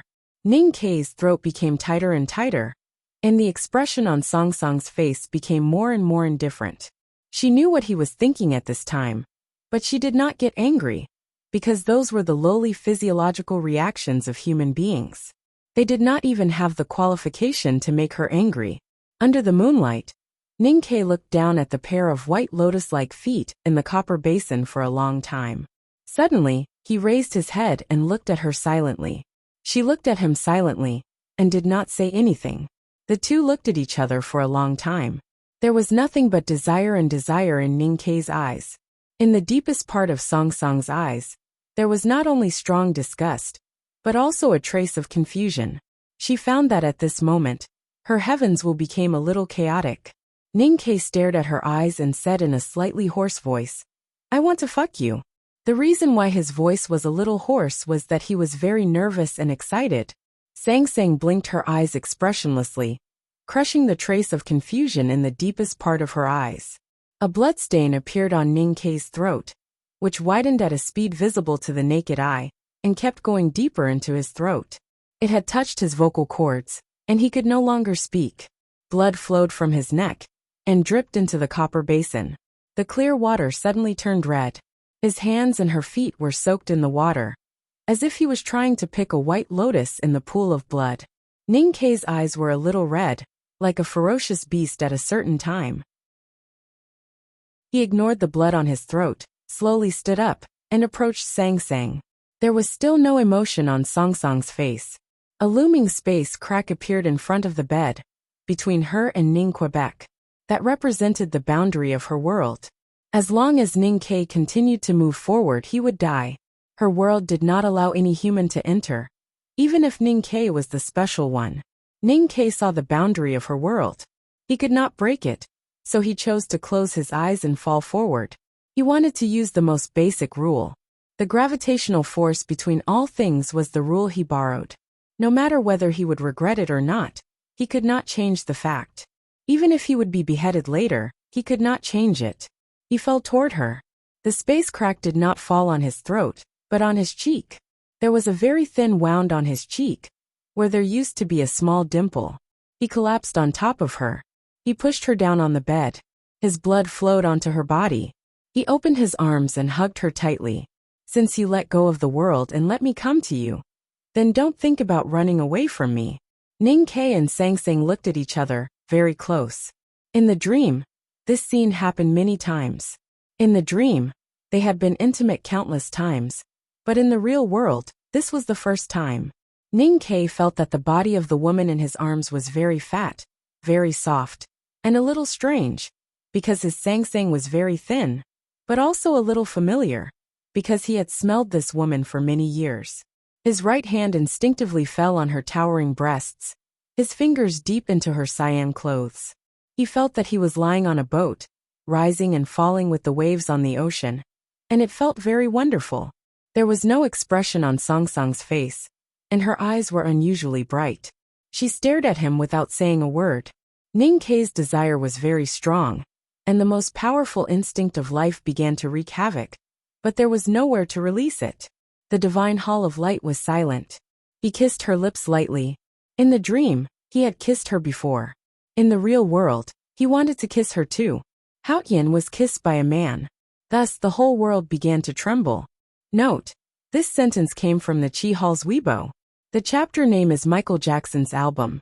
These two chapters are the two most important chapters of the coming night, and they are related to God, so they have to be named like God. The first two chapters have been revised, and you don't need to read it again, just the words. Today's update is a little late, because I have started to quit smoking, and I feel very uncomfortable.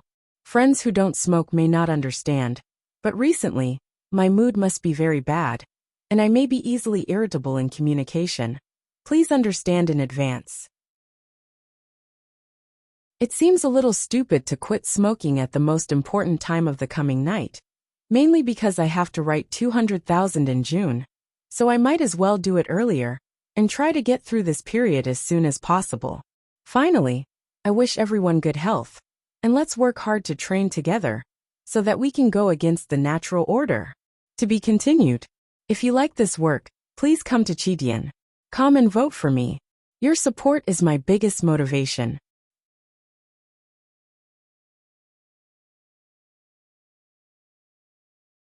Chapter 9:11. Ning Ke and Sang Sang did not close their eyes. Their eyes became closer and closer until they merged into one. In the depths of Sang Sang's eyes, stars were destroyed and then reborn, turning into confused stardust. Everything was in God's plan, but she still felt a little confused when it came to the end. She found that she did not hate the contact with Ning Quebec.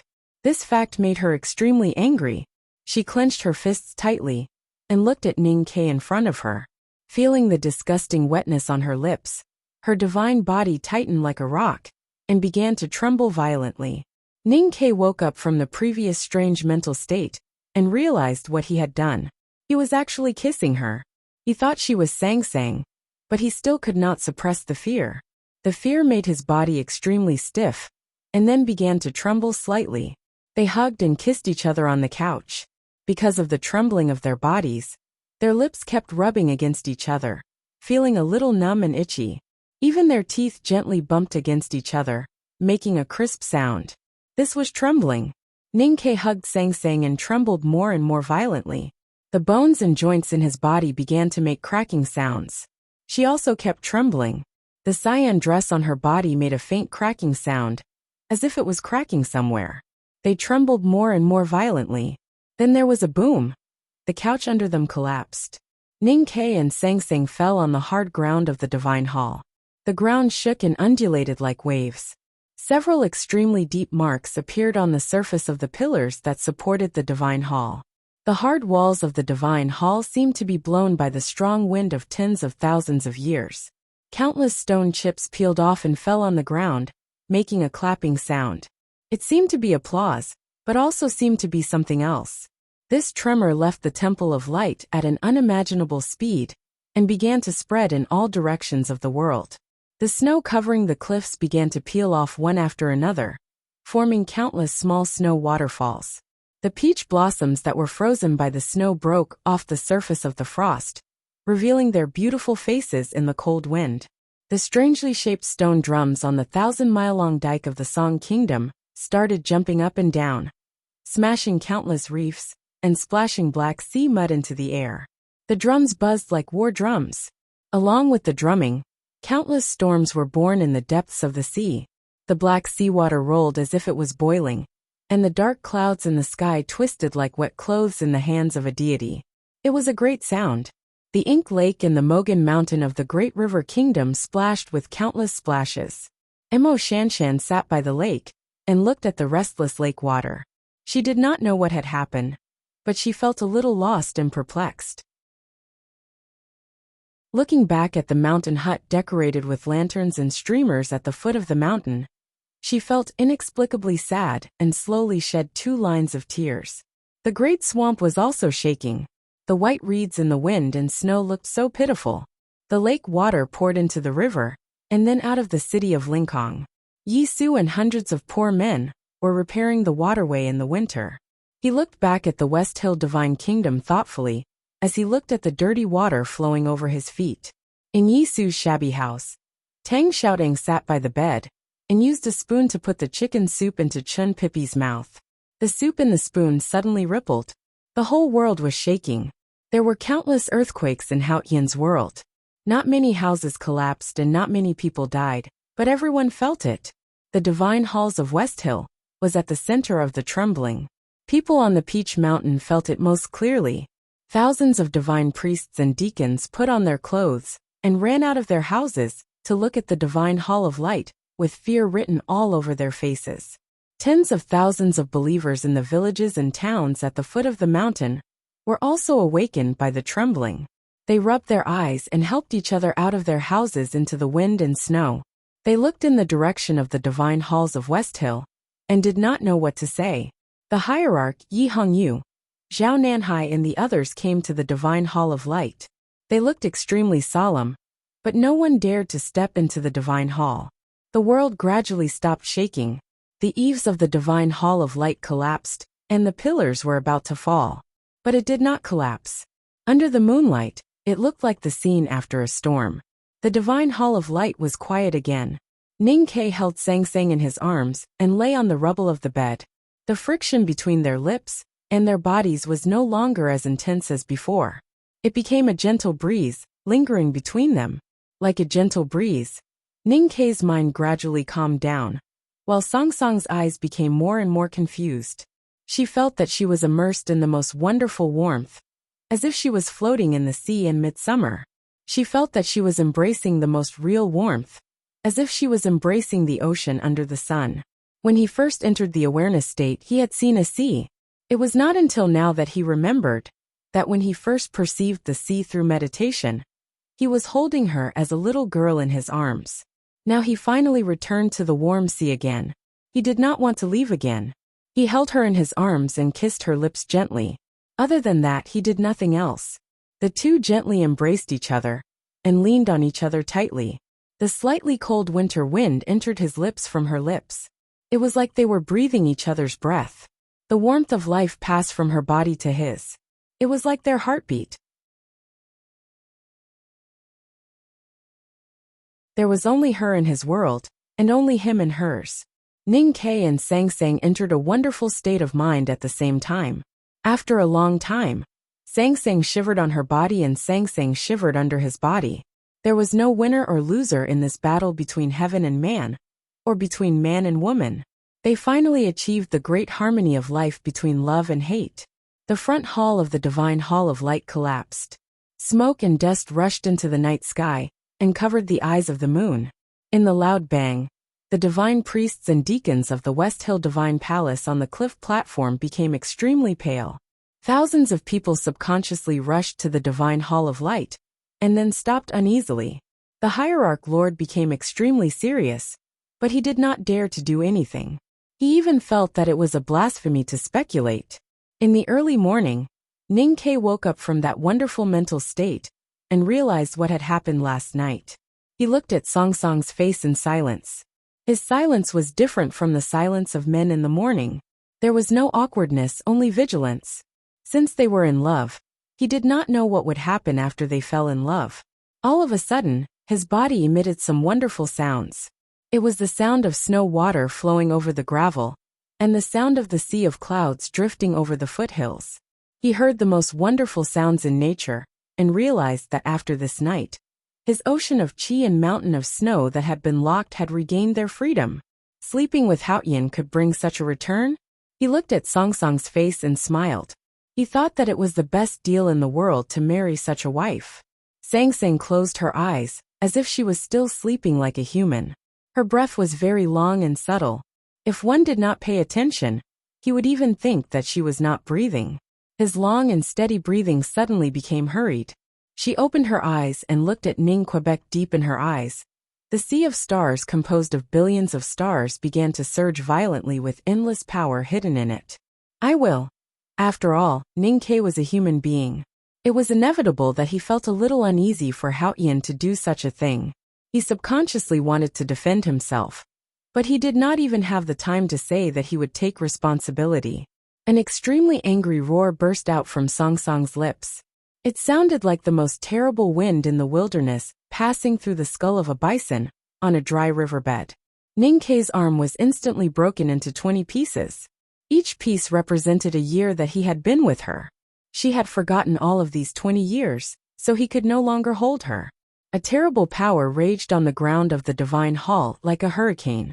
Before he could react, he was thrown dozens of feet away, and hit heavily on the wall of the divine hall. The wall was originally painted with murals of ancient myths in the West Hill scriptures.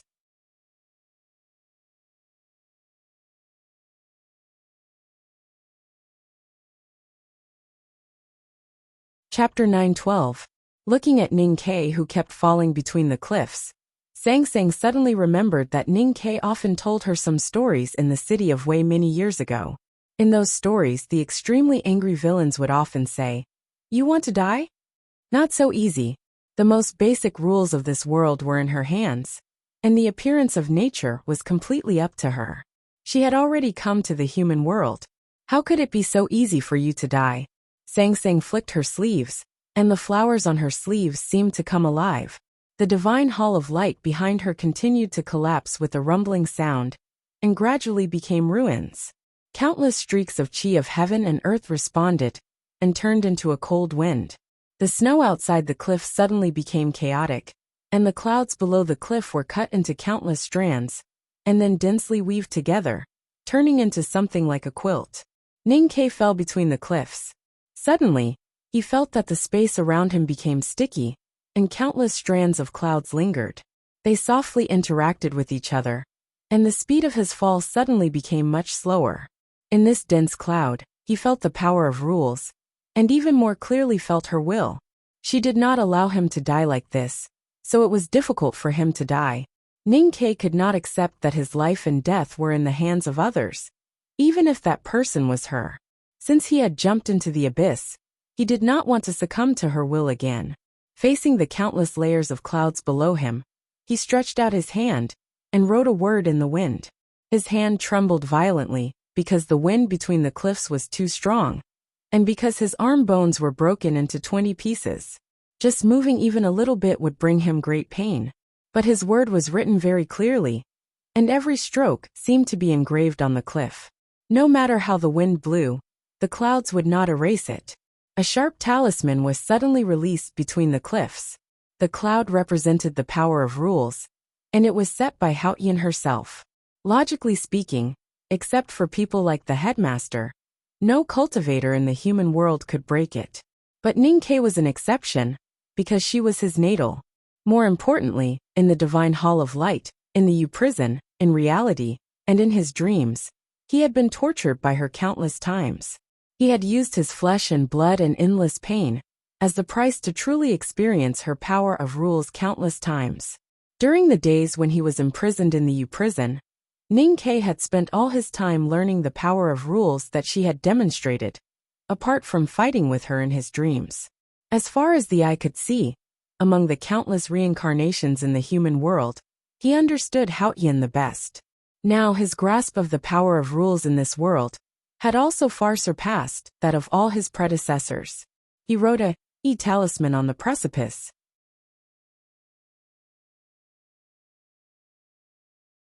This divine talisman was not the most powerful divine talisman he had ever written. Compared to the Taoist talisman he had written in the blue sky of Chang'an, it was not even worth mentioning. However, this talisman of had vaguely touched the threshold of the basic rules of space.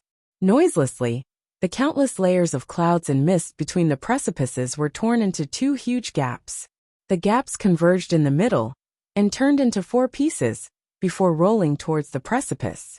Ningke broke through the clouds and fell faster and faster. The remaining wind and snow between the cliffs were smashed into the finest powder when they touched his fluttering sleeves. Soon he landed below the three cliff plateaus.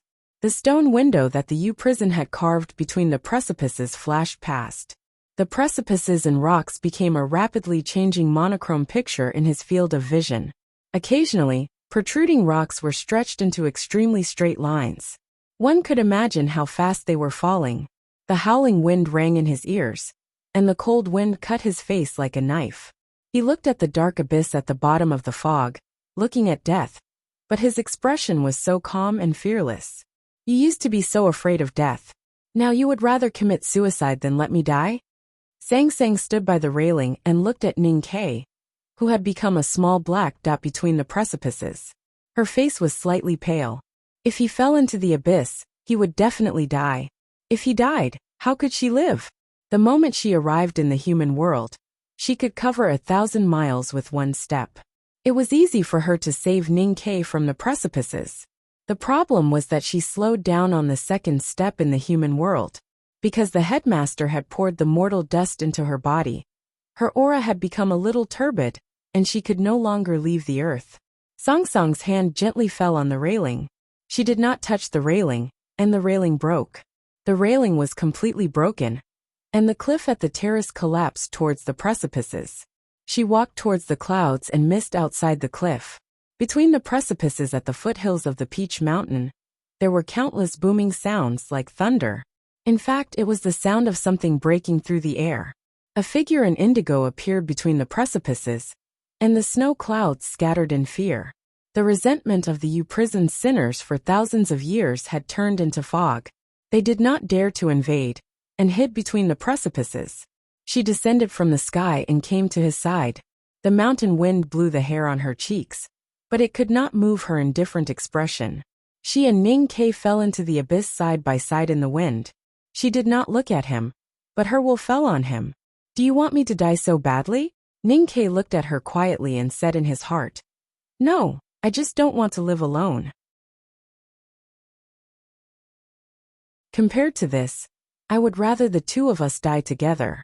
The dispersed clouds between the precipices gathered again. Ning Ke could no longer be seen, nor could he see Song Song's indigo dress. The abyss at the bottom of the fog was extremely quiet, just like it had been for thousands of years. The hierarch, Zhao Nanhai, and the others came to the edge of the cliff and looked down with a solemn expression. They did not feel anything. After a moment, there was a sudden violent vibration from the abyss below the precipices. Something must have fallen heavily on the ground of the abyss.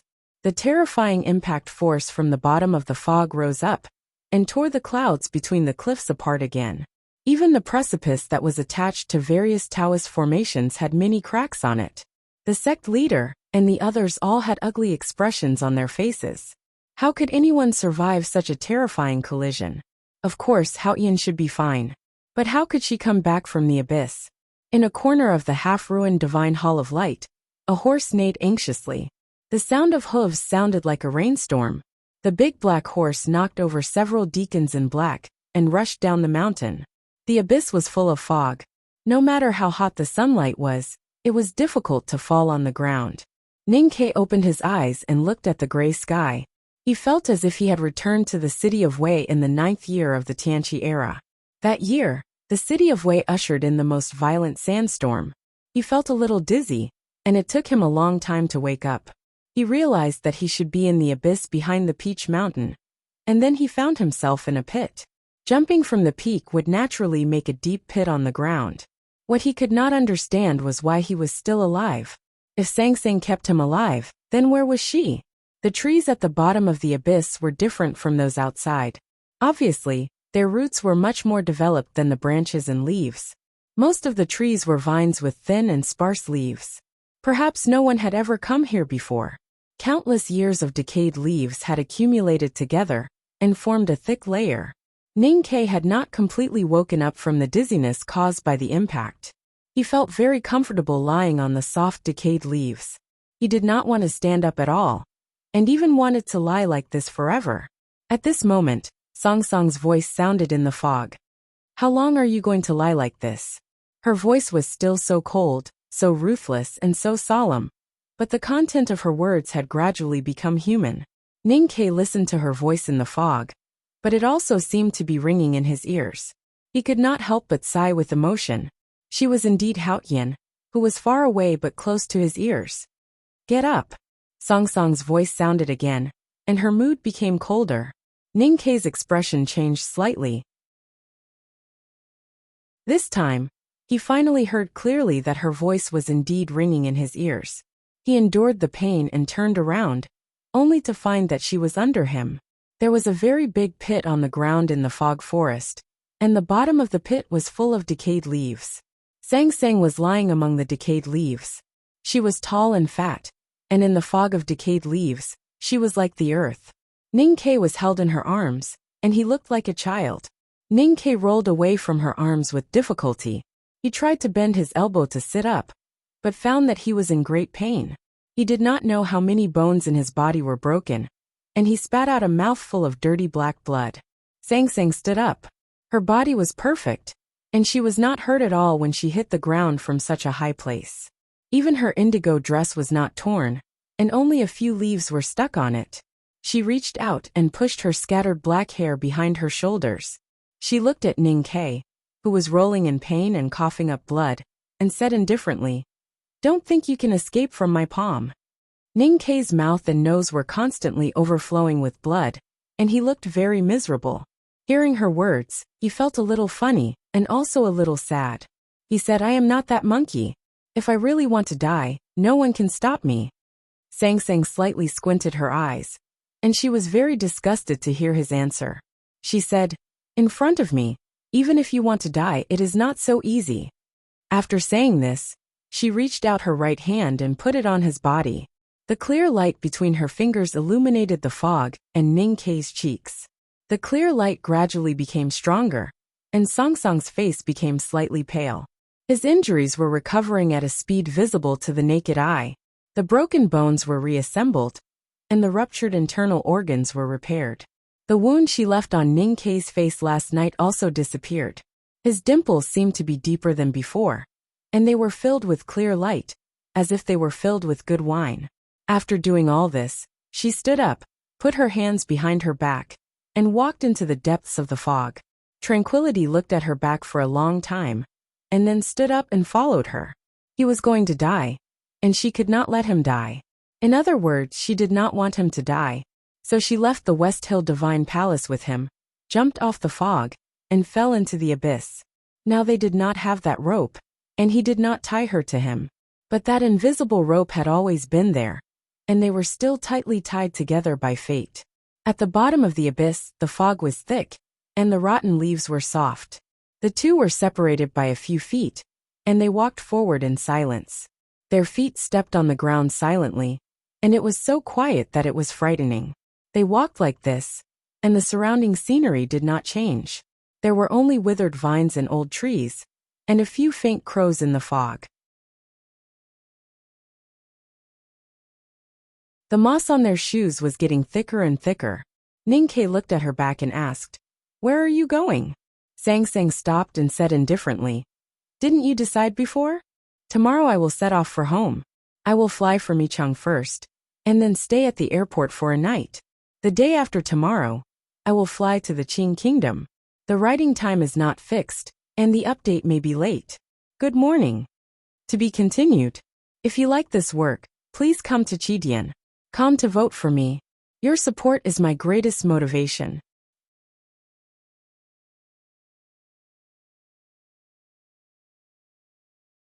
Chapter 913. Sang Sang was right. In the past, when they were on the road, it was always up to Ning Ke to decide where to go. She never raised any opinions or objections. In Ning Ke's words, she was not stupid. She was just too lazy to think about such trivial things. She was used to letting him think about it. Ning Ke was silent. He walked past her and came to the front. It was only a few steps, but his breathing became rapid and his face turned pale. He had been tortured countless times these days. His arms were cut off, and his blood flowed endlessly. If Sang Sang was not by his side, he would have died many times. Although he was alive, and there were no scars on the surface of his body, the new flesh and blood had not completely merged with his mind. When he fell from the sky to the ground, those invisible injuries had all broken out. Every step he took, he felt that his soul was shaken, and the pain was unbearable. Sang Sang felt his pain, but her expression was still indifferent. Ning Ke stood among the decaying leaves and rested for a while. He found a slightly tough tree and walked deep into the fog with his tired body in pain. The abyss under the precipice at the back of the Peach Mountain was covered by clouds all year round. There was no way to the outside world. Just like the abyss under the back of the mountain of the academy, it had been isolated for countless years. No one knew what kind of life lived in it, and what kind of dangers were hidden there. At this time, the two people walking in the fog were not worried at all, because no matter how terrible the danger was, it could not hurt Hao Tian. The only thing that could hurt them was each other. Sang Sang looked at Ning Ke's back, expressionless and silent. She could easily restrain him, reseal his snow mountain and ocean of qi, and then bring him back to the West Hill Divine Palace at the top of the Peach Mountain.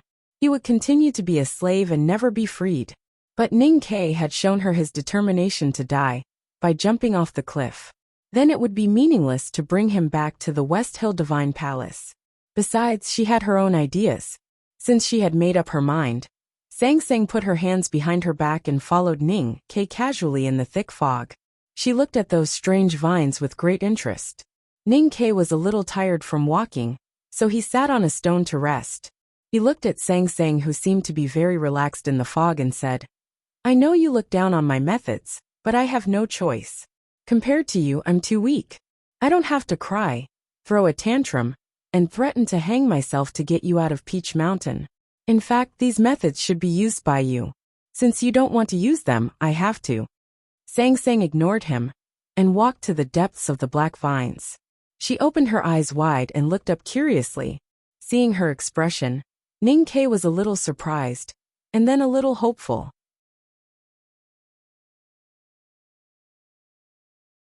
After a while, Ning Ke regained some strength and stood up with the support of a branch. He walked to the black vines in the fog and shouted, "It's time to go." Sang Sang walked out of the vines with no expression on her face. It seemed that she didn't find anything interesting. But Ning Ke noticed that there were some light red water stains on the corner of her lips. Then he saw that she was holding 7 or 8 bright red fruits in her hands behind her back. He thought that the fruits must taste good. Ning Ke didn't say anything and kept walking forward. The fog in the abyss became thicker and thicker. He and Sang Sang couldn't see each other's faces clearly even though they were a few steps apart. The scenery in the fog naturally became more and more blurred. They could only vaguely see the shadows of the vines, and occasionally hear some strange sounds. Sang Sang, who left the Divine Hall of Light and came to the abyss, was obviously different. She wanted to explore the environment around her, and she wanted to taste the fruits. She began to be instinctively curious about the unknown like human beings. Of course, she would never be afraid of the unknown like human beings. Because of her growing curiosity and the lack of fear, the abyss full of fog was undoubtedly a very interesting environment for Sang Sang. She left Ning Ke from time to time and disappeared into the fog. No one knew where she went or what kind of scenery she saw. And then she quietly returned to Ning Ke's side. In the beginning, Ning Ke didn't even know that she had left. When he found out that she was playing this game of disappearing, he instinctively began to worry, and then found that his worry was a little unreasonable. In Hao Tian's world, who could hurt Hao Tian? He didn't worry that she would get lost. No matter how thick the fog around her was, no matter how dim the light was, as long as he thought about it, he would know where she had gone. and he knew that she would definitely come back. As long as she was there, he didn't need to worry about himself. The abyss was dark all year round. The fog contained the resentment of countless prisoners in the prison on the precipice, as well as the naturally accumulated toxins. The combination of the two was extremely terrifying. After Ning-Ke cultivated the Great Spirit, his body had a natural resistance to toxins. After walking in the fog for a long time, he still felt a little dizzy. At this moment, Sang returned to his back. A breeze blew past, and he suddenly felt refreshed, as if he was immune to all poisons. The real danger in the abyss was not the poisonous fog, but the creatures living in it.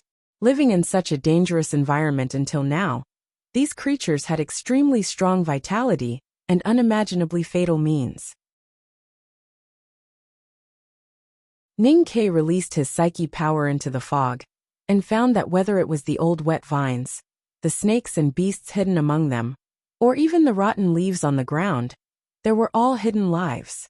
He couldn't help but feel a little numb.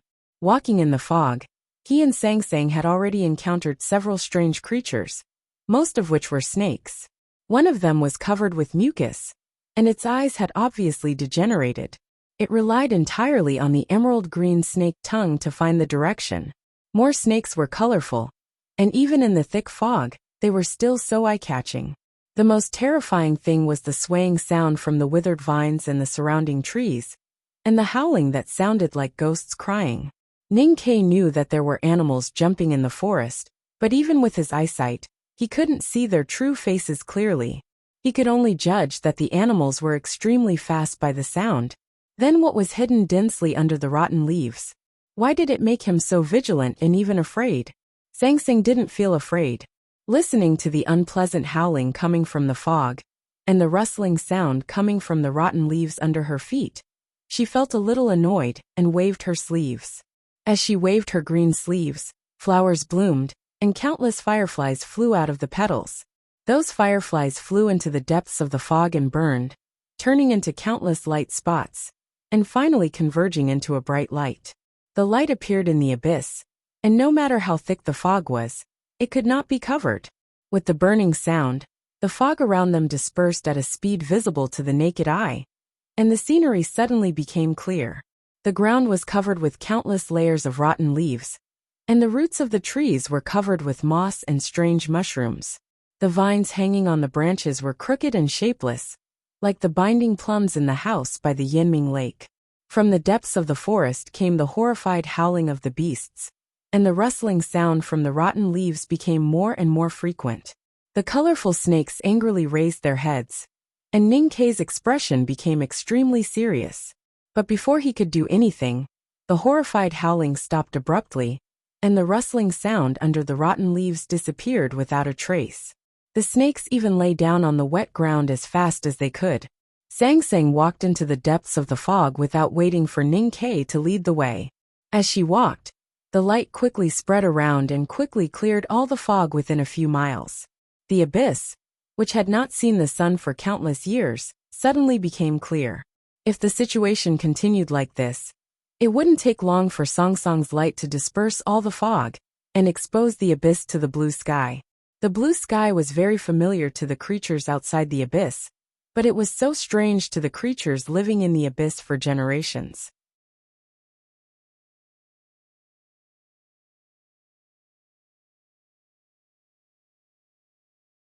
Before I end the book, I will definitely fight for it, for myself and for everyone.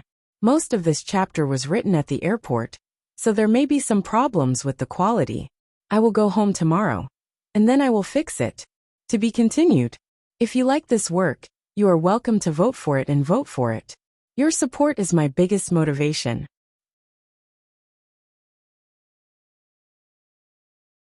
Chapter 9:14.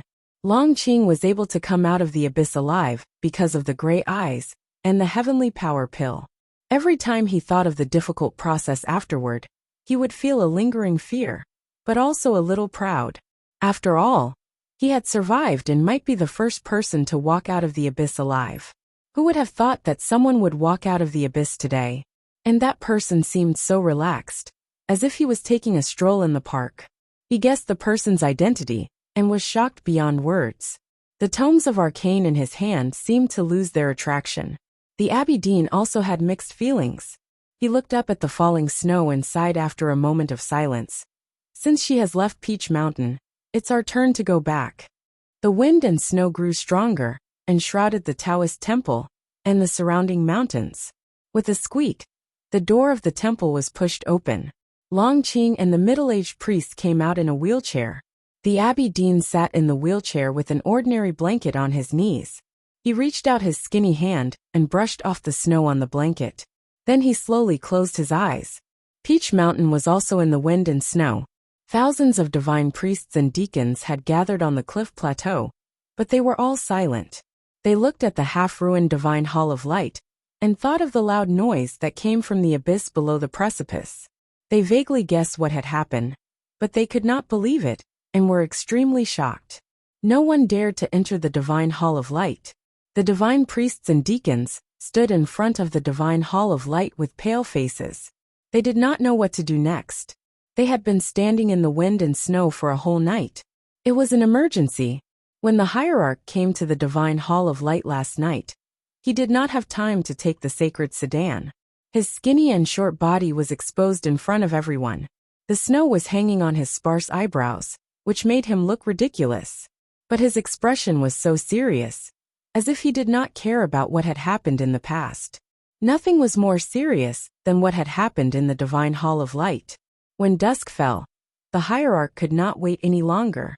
He walked into the divine hall and came out after a long time. His expression was as solemn as the mountains and as cold as the snow. The people of the divine halls of West Hill looked at the hierarch's expression and knew that their guess was not far from the truth.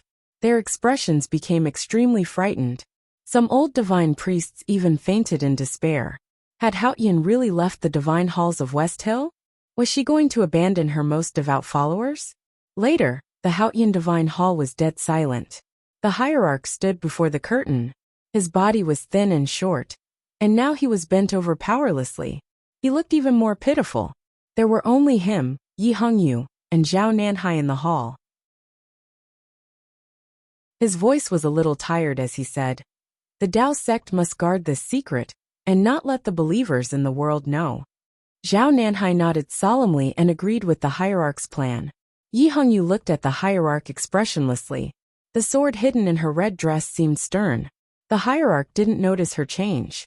He looked at her and said anxiously, "Send out all the people of the Divine Hall of Judgment. We must invite him back to Peach Mountain." His mood was somewhat perplexed and extremely anxious. He did not have the natural and unrestrained bearing of a great swordsman surpassing the 5 realms. He looked like a child who had been separated from his mother on the street. Looking at the hierarch's slightly trembling eyebrows, Yi Hongyu showed a slightly mocking expression. Then she slowly raised her right hand and began to shine under the bright light behind the curtain. She was ready to draw her sword. As long as her Taoist heart moved slightly, the Taoist sword would pierce through the air. She knew that the hierarch was still powerful even though he had been seriously injured. But she did not want to wait any longer. At this moment, there was a faint noise on the mountain path below the divine hall. Then there were hurried footsteps. Several divine priests suddenly walked into the divine hall and reported in a trembling voice, "Someone is coming." 3 people from the Jisho Abbey came to the divine halls of West Hill. Long Qing walked in front and was the vanguard. The middle-aged priest pushed the wheelchair behind him. The Abbey Dean sat in the wheelchair, looking calm and natural. His indigo robe was so clear in the thin snow that it was as pure as the sky. Thousands of divine priests and deacons on the cliff plateau looked at the 3 people walking slowly from the foot of the mountain. They were shocked to think that the clear light array of the divine halls of West Hill did not respond. When they recognized that it was Long Qing who walked in front, and vaguely guessed the identity of the person in the wheelchair, no one dared to stop them. The dense crowd parted like a tide. The Abbey Dean sat in the wheelchair and looked at the divine halls that he had not seen in close proximity for many years. His expression was indescribable, whether it was nostalgia or indifference. But when he saw the divine hall of light that was already in ruins, he slowly frowned. Dozens of old divine priests hurried over. and then knelt in front of the wheelchair in the most humble manner. They paid their respects to the Taoist in indigo. They had lived long enough to see the true face of the Taoist in indigo. The divine priests and deacons on the cliff platform were just guessing the identity of the indigo-robed Taoist. Now seeing this scene, how could they not understand? They could not help but look at each other. Some divine priests and deacons of lower seniority were infected by the atmosphere in front of the divine hall of light, and also knelt down.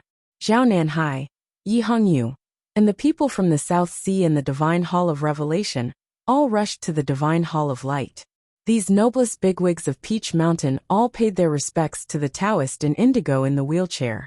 It was the Abbey Dean's arrangement that the South Sea people returned to the divine halls of West Hill. Now that the Abbey Dean had come to Peach Mountain, they naturally had to show their attitude. Yi Hongyu had lived in the Jishou Abbey when she was young, and her most respected brother was the Abbey Dean's disciple. How could she not kneel? There were only 2 people in the divine hall of Haotian. The Abbey Dean sat quietly in the wheelchair, and the hierarch stood in front of him with a complicated expression. Looking at the Abbey Dean in the wheelchair, the hierarch trembled slightly. He could not understand. The Abbey Dean had been crippled by Ning Kei's God-stunning array, and even Haotian had abandoned him. Besides, he had not come to the divine halls of West Hill for many years. Why did he have to do nothing but show up at Peach Mountain? And yet the hierarch was deserted by his own people. Only now did he realize that he had underestimated the Jishou Abbey's status and influence in Taoism. There was dead silence in the hall. The brilliant light behind the curtain had disappeared, like a candle that had been burnt out, revealing a sense of desolation. The hierarch knew that he could kill the Abbey Dean in the wheelchair with a single thought. However, he did not dare to do anything because he was afraid. What scared him the most was that he did not understand why he was so afraid of the Abbey Dean. How could a cripple bring him such a sense of oppression? Finally, he knelt down in front of the wheelchair and said, "Greetings, uncle." The Abbey Dean said, "Have you ever called me uncle since you became the hierarch?" The hierarch lowered his head and said, "Uncle, you have traveled to the South Sea for many years. It is difficult for us to meet." The Abbey Dean said, "In your opinion, it is better not to meet." The hierarch did not say anything. He knew that any explanation or words would be meaningless in front of the Abbey Dean. He just did not understand what the Abbey Dean wanted to do. "I am really sorry. I was so sleepy after 2 days of traveling that I fell asleep while writing. This chapter only has 2,000 words. Also, I would like to thank everyone who participated in the book review activity. Thank you for your hard work. To be continued. If you like this work, please come to Chidian.com to vote for me. Your support is my biggest motivation."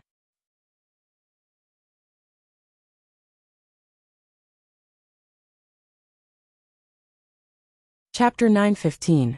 The Abbey Dean looked at the hierarch and said indifferently, "You want to know why I came back? You probably won't believe it, but I came back because Haotian needs my help." The hierarch was silent. He thought to himself, "You entered the state of pureness in Chang, and then cut off the connection with Haotian. That's why Haotian punished you. You are still a useless person. Not to mention that Haotian is omniscient and omnipotent, and doesn't need the help of mortals. Even if she needs help, it shouldn't be you." The Abbey Dean knew what he was thinking and said with a smile, "Haotian doesn't want my help, so I imprisoned myself in the Jishou Abbey. Now that she has left the Peach Mountain, it means that there are some things she can't solve. So I came back to see if I can help her, or at least do something she can't." The hierarch still didn't understand. The Abbey Dean looked as calm as the lake in the Taoist temple. He said, "Faith is a simple thing. Even if faith abandons you, you will not be shaken. That is true faith." Ning Kei and Sang Sang walked out of the abyss and walked among the mountains. The blue sky was already covered by thick clouds. The increasingly violent wind and snow created countless plumes of dust on the ground, blocking their sight. The two continued walking. When the wind and snow gradually calmed down, they finally came to a rugged mountain path. Then they heard a cheerful neigh coming from the front. The clopping of hooves sounded like a rainstorm, and the neighing was continuous. The big black horse galloped towards them from afar, shaking its head and wagging its tail as it ran, looking extremely happy. When the big black horse ran to Ning Kai, it was surprised to find Sang Sang was also there. It immediately lowered its head and humbly walked to Sang Sang, wagging its tail gently to please her. "Useless thing," Ning Kai said with a smile. Then he found the big black umbrella, the arrow box and the iron knife were all on its back. He was a little surprised and didn't know how it did it. He patted the big black horse's neck and said with emotion, "Finally we are all here." Ning Kai, Sang Sang, the big black horse, and the luggage, except for the carriage which was still in Chang'an, were the most standard combination when they fled to the world. Sang Sang did not pay attention to the shameless big black horse beside her, nor did she care about Ning Kai's lament. She walked forward along the snowy mountain path with her hands behind her back. This simple mountain path hidden in the mountains was very long. Usually no one came here. The path was in disrepair for a long time, but it did not affect them at all. They saw the flowery clothes fluttering in the wind. Someone walked with a stick. The big black horse led itself and carried a pole, helplessly following behind them. After walking for several hours, they finally walked out of the barren mountain and came to a fork. Ning Kai looked at the snow-covered mountains and asked, "Where do we go next?" Sang Sang said emotionlessly, "You force me to leave Peach Mountain even at the cost of your own life, just to bring me to the human world. Since that's the case, what difference does it make where I go?" Ning Kai looked at her hair floating beside her face and said, "Since you are willing to leave Peach Mountain with me, it means that you want to return to the mortal world. Then there must be a place you want to go." Sang Sang said, "I said you lead the way." Ning Kai thought for a while and said, "We are not far from the kingdom of Song. Where should we go?" The big black horse listened to his suggestion and lowered its head. It thought to itself, "Master, you'd better not show your cleverness in front of the mistress. Otherwise, you will be laughed at." Sang Sang said, "You want to take me to the world like the headmaster of the academy, to eat all the delicious food and see all the sceneries in the world. That won't work for me." Ning Kai looked a little embarrassed. He unconsciously slid his palm on the stick made of twigs and said, "You think too much. I just remember that the food in that restaurant is good." Sang Sang said, "I have been to that restaurant. So let's go somewhere else." Ning Kai said, "Or to Linkhong. There is someone preaching there. His ideas are somewhat different from the West Hill scriptures. Maybe you will be interested in it." Sang Sang said, "I don't care about how humans interpret my will." Ning Kai said, "That sounds abstruse." Sang Sang said, "I am the way of heaven." Ning Kai understood and said, "Why don't we go back to the city of Wei?" Sang Sang was silent for a while and said, "You should want me to go to Chang'an the most." Ning Kai said, "I don't know if you are willing to go." Sang Sang said, "Not now." Ning Kai mentioned a few more places, but they were all rejected by Sang Sang coldly. He thought of the conversation in the abyss miasma and said helplessly, "You asked me to lead the way, but you don't agree with the places I suggested. So it's still your decision." Sang Sang said, "You have mentioned the east, west and north. Why don't you mention the south?" Ning Kai didn't know how to answer. The south of the mountains of the West Hill Divine Kingdom should be the famous river, and the south of the river was the Great River Kingdom.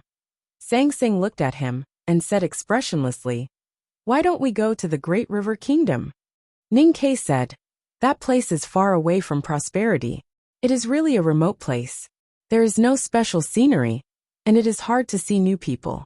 Of course I didn't think of it." Sang Sang said, "But there are people we know there." Ning Kai pretended not to understand and said, "You and I know many people in this world." Sang Sang said, "What are you afraid of?" Ning Kai didn't say anything. Sang Sang looked at his eyes quietly and said, "You are afraid that I will kill her." Ning Kai said, "Why do you want to kill her?" Sang Sang said, "Haoqian doesn't need a reason if he wants someone to die." Ning Kai looked at her eyes and said after a moment of silence, "Or are you jealous?" Song Song's expression didn't change. She said, "You are afraid that I will kill her because subconsciously, you want me to be jealous. It doesn't mean that I really have such low emotions." Ning Kai still looked at her eyes quietly and said, "But you are jealous." Sang Sang didn't say anything. Otherwise you wouldn't ask me why I didn't choose the Great River Kingdom. Ning Ke laughed, like the proud look of the cat in the old brush pen shop every time it caught a mouse. Sang Sang smiled slightly and said, "Then are we going to the Great River?" Ning Ke said, "Can I object?" Sang Sang said, "Yes, but I won't accept it." Ning Ke said, "Then let's go." The big black horse listened to their conversation from behind and couldn't help but feel bored. Thinking that he might see his favorite mistress, he couldn't help but feel happy and nervous. What he was worried about was also what Ning Ke was worried about. Sang Sang came back to the human world. If she really became more and more like a human, it was naturally what Ning Ke wanted to see the most. However, she was after all the omnipotent Haotian. Coupled with the complex emotions of humans, no one knew what she would do. All the way to the south along the mountain path, the wind and snow gradually disappeared. The sun shone on the hills and fields. The south was still unbelievably warm in the deep winter. After coming to the hilly area, Sang Sang left the mountain path and walked along the straight line to the south. No matter how difficult the terrain was, it was a smooth road for her. However, it was very hard for Ning Ke and the big black horse. He couldn't help but complain. Who was leading the way now?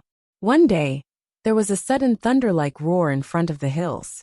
The air also became more humid. Ning Ke naturally thought of the waterfall in the back of the mountain of the academy and second brother's courtyard. He couldn't help but be curious about how majestic the waterfall in front of him was. How could the sound travel so far? When they came to the cliff, Ning Ke found that it was not a waterfall, but a majestic river. The yellow waves were torrential, and the water was extremely abundant, surging between the black rocks and the yellow soil. In this valley with a huge drop in elevation, the yellow river water flowed rapidly, forming several extremely wide waterfalls. The water heads collided with each other, creating a thunderous roar, shaking the rocks in the water as if they would shatter at any time. This was the legendary Great River.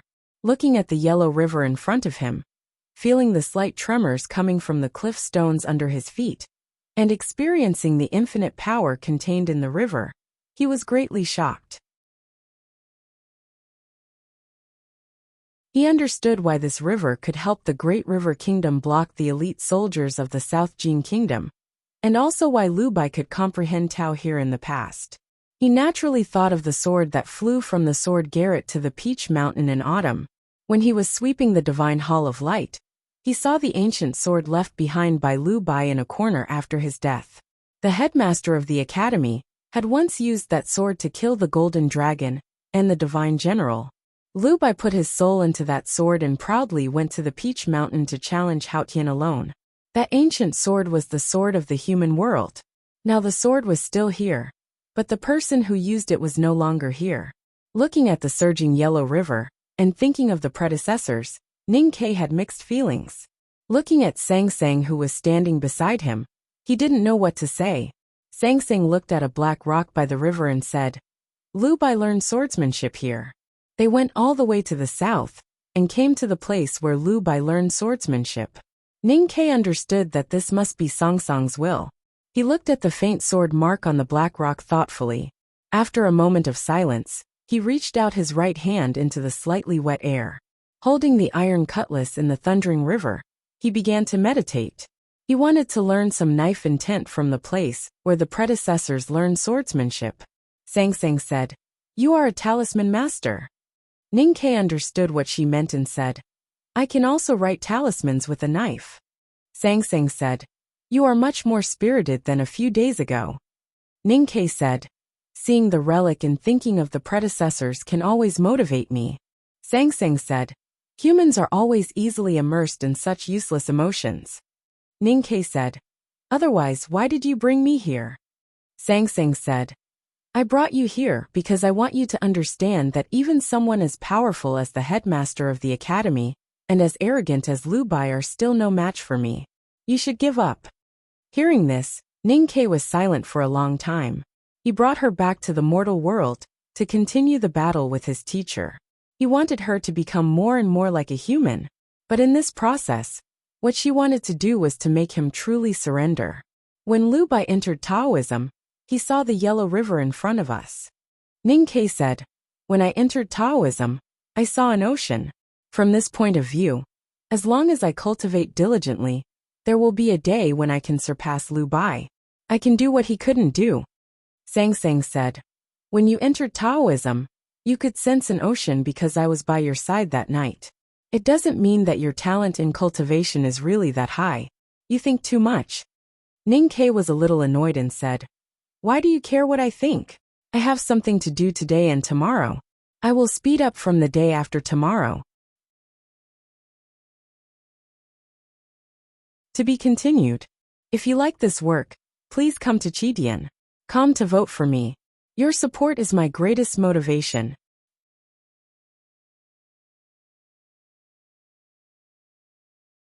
Chapter 916. The Yellow River turned into countless waterfalls here. Smoke filled the air. The sound of water was like thunder, and the turbid waves were rolling endlessly. The scene was very shocking. Ning Ke stood on the bank in silence. Sang Sang walked to the black rock by the river. As her bare feet landed, the sword marks on the rock gradually faded until they disappeared. Those sword marks were left by the sage of sword Lu Bai. They represented the will and decisiveness of the human world.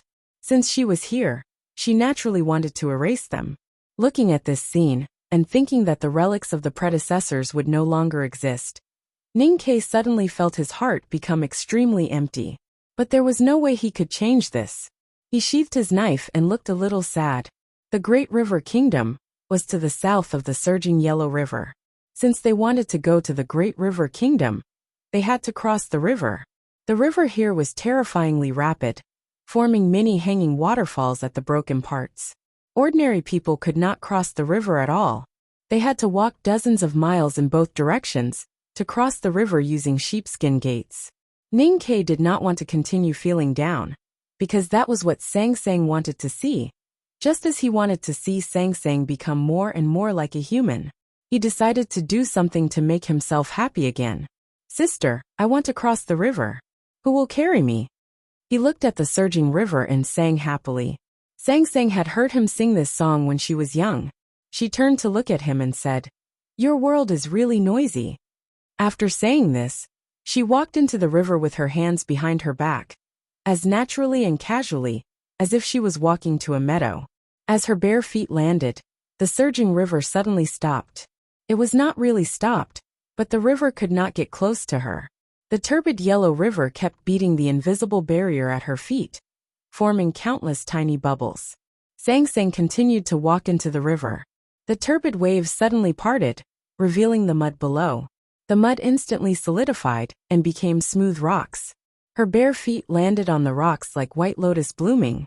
The turbid river kept attacking from upstream, but no matter how fierce it was, not a single drop of water could fall on her indigo clothes. Her feet were not even wet. Ning Ke understood that this was her world.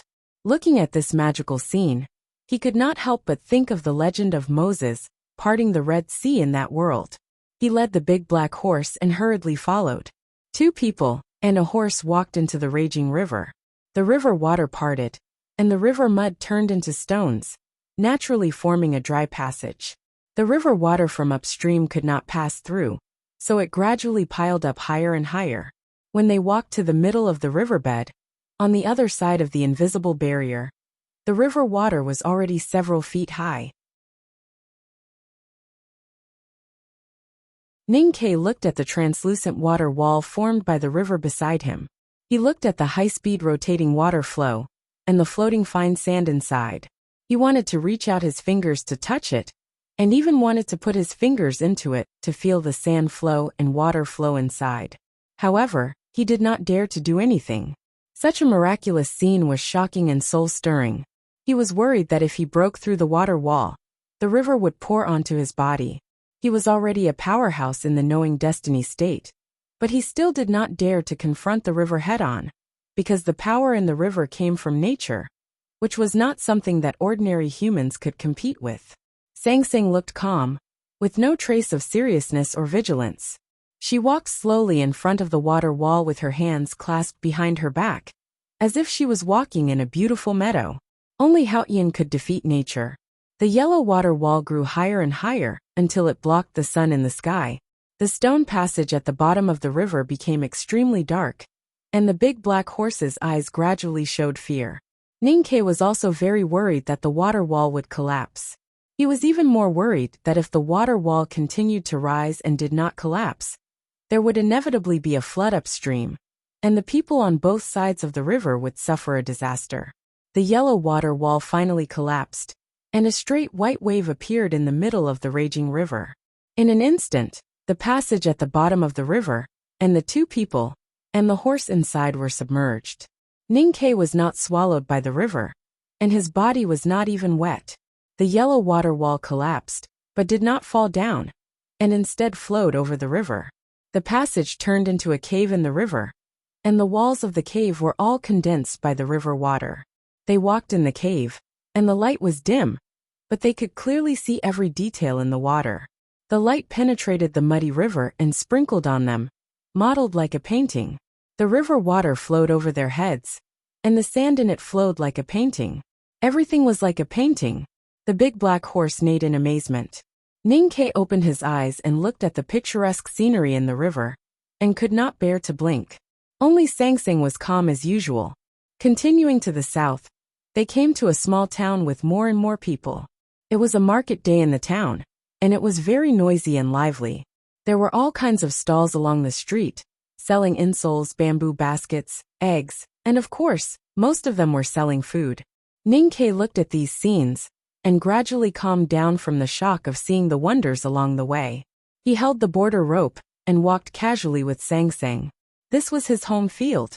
There was a stall at the corner of the street, and a dark man with a white headscarf was sitting beside an iron stove.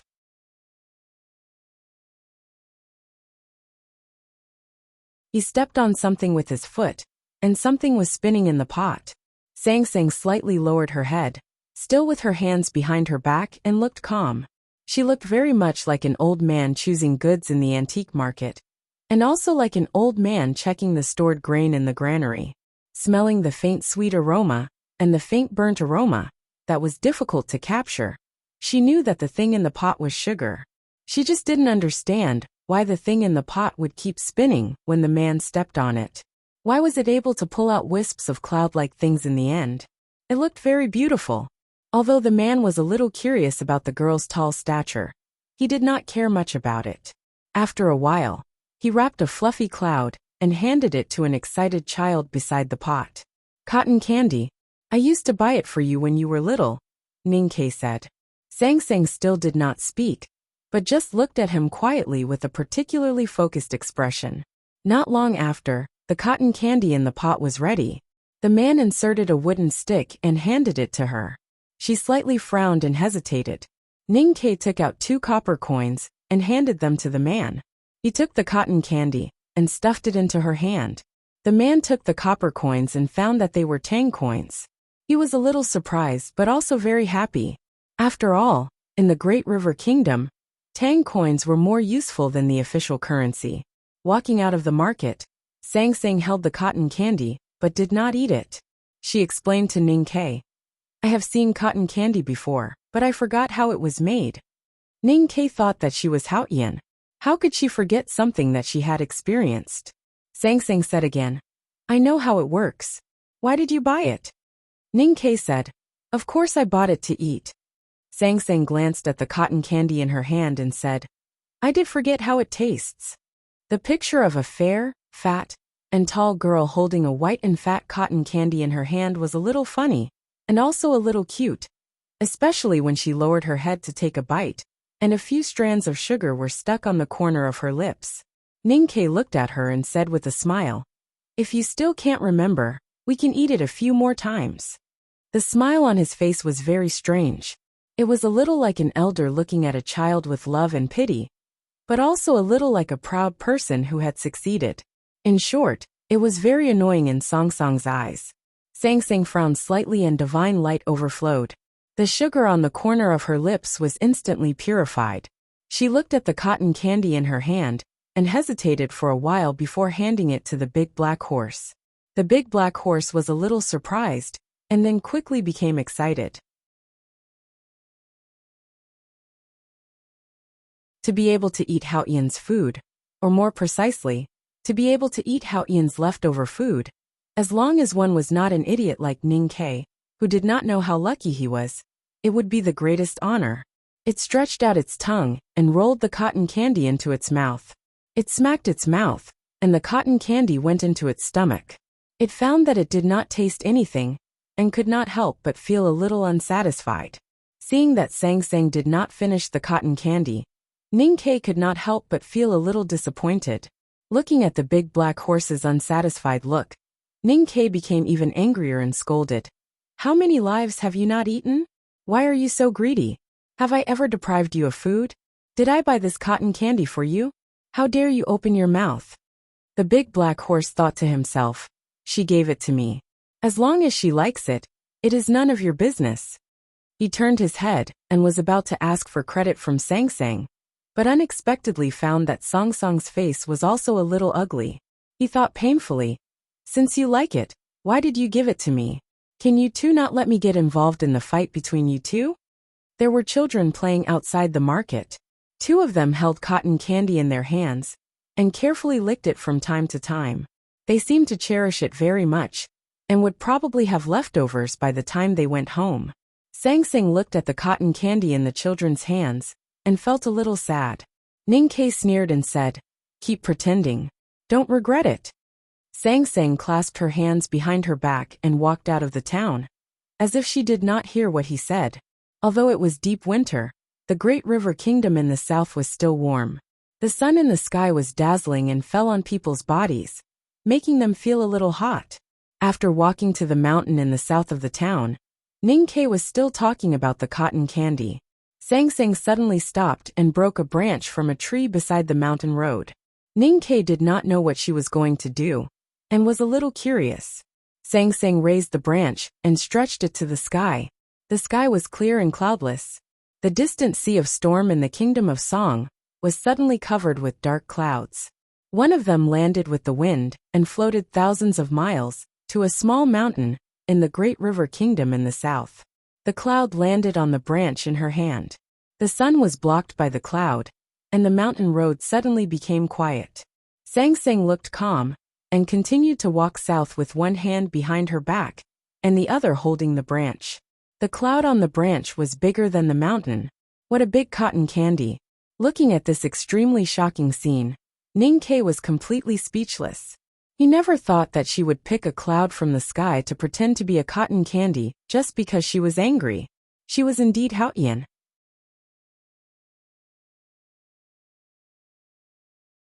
Haotian, who had human emotions, was really unpredictable.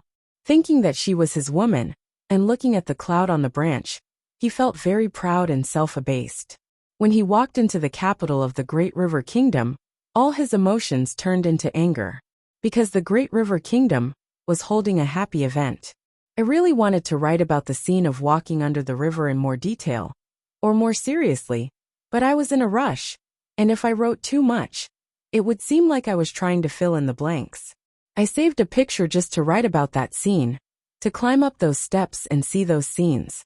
This is something I really wanted to do, but never had the chance to do it in detail. I'll try to do it properly in the future. Bean's ascension to evil is really well written. I really like this chapter. I like cotton candy the most. If it were turned into a picture, it would definitely be very cool. I'll write 2 more chapters tomorrow. To be continued. If you like this work, please come to Chidian.com to vote for me. Your support is my greatest motivation.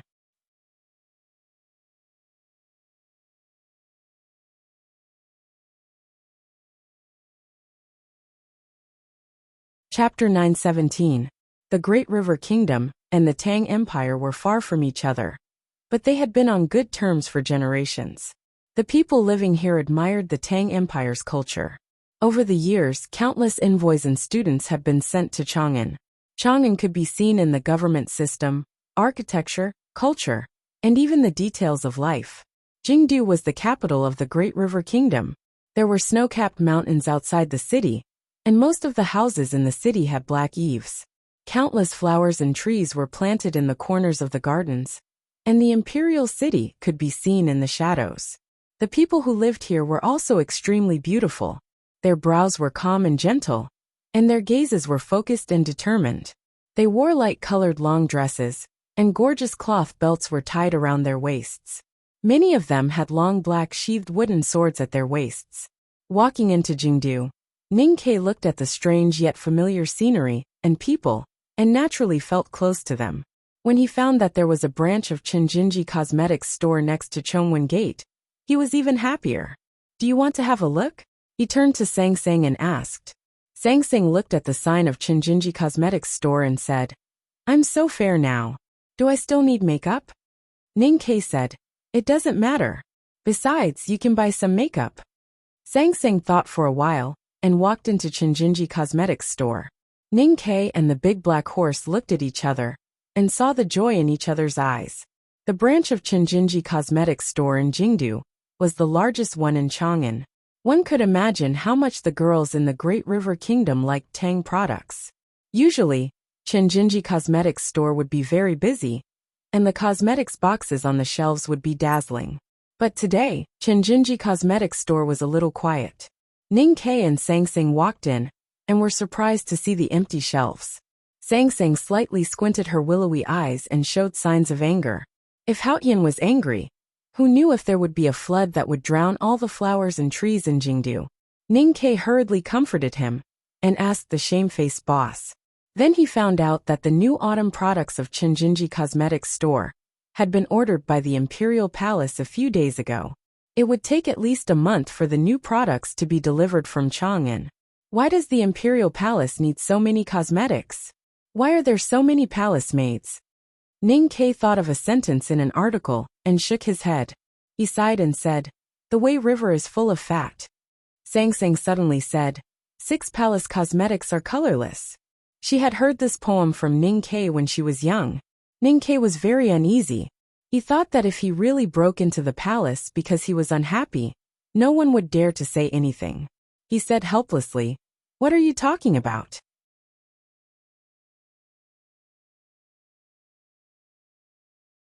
None of them were written by one person. There were many girls who were dissatisfied like Sang Sang. 2 girls from the Great River Kingdom looked at the empty shelves and thought about the makeup for the spring festival. They couldn't help but complain. "I don't know what the king is thinking. For the sake of the wedding, there's no place to buy makeup." Her companion said, "Does the monarch really dare to marry her?" The young girl replied, "Who else is qualified to marry her except the monarch?" His companion said worriedly, "Everyone in the world knows that she likes Mr. 13 of the academy. Even if she dares to marry, does the monarch really dare to marry her? Aren't you afraid that the Tangs will be unhappy?" Ning-Ke and Sang Sang, who were about to go out, stopped when they heard the discussion. He didn't do anything, nor did he turn around to ask. He just stood in the doorway and listened. He knew that there would be a big happy event in the capital soon. Emo Shanshan was about to enter the palace as the empress. Ning-Ke looked at the beautiful flowers and trees opposite the shop. After a moment of silence, he stepped over the doorway and held the reins of the big black horse, walking out of the capital. There were still flowers and trees everywhere outside the capital. There was a hidden stream between the trees. Across the stream was a tall and straight poplar tree. Ning-Ke let the big black horse run to relax, and then he sat down against the poplar tree. He looked very calm. Sang Sang knew that he was very cold, but she was still a little surprised. Because in her memory, the girl who was about to marry was very important to him. She walked to the stream in front of the tree and looked at the flowing clouds in the stream with her hands behind her back. She said, "Why aren't you angry?" Previously in Chenjinji Cosmetics store, when the 2 girls from the Great River Kingdom mentioned that the monarch was going to marry Emo Shanshan, they were still worried about whether the Tangs would be angry. Not to mention Ning Quebec. Ning-Ke said, "I was a little angry when I first heard it. But when I walked among the flowers and trees, I suddenly realized that I have no right to be angry. The flowers and trees are there, not mine." Sang Sang turned to look at him and said, "Humans are really good at hypocrisy." Ning-Ke looked at her ordinary face and somehow felt a little agitated. He said, "You already knew about this, so you asked me to come here?" She was Haoyan and naturally knew everything, except that she didn't know that the cosmetics in Chenjinji Cosmetics store were all sold out. Ningke looked at her eyes and asked, "Did you do this?" Sang Sang said calmly, "Do you think I will care about such a small thing?" Ningke admitted that she was right and said, "I'm sorry, I shouldn't have maliciously speculated about you." Sang Sang said, "What you think is not important to me." Ningke stood up from under the tree and walked to her.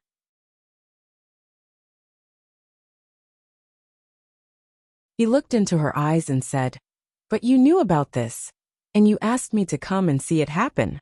What do you want to do?" Sang Sang said, "For countless reincarnations, I have looked down on the human world from the divine kingdom. I have seen your joys and sorrows, your fights and intrigues.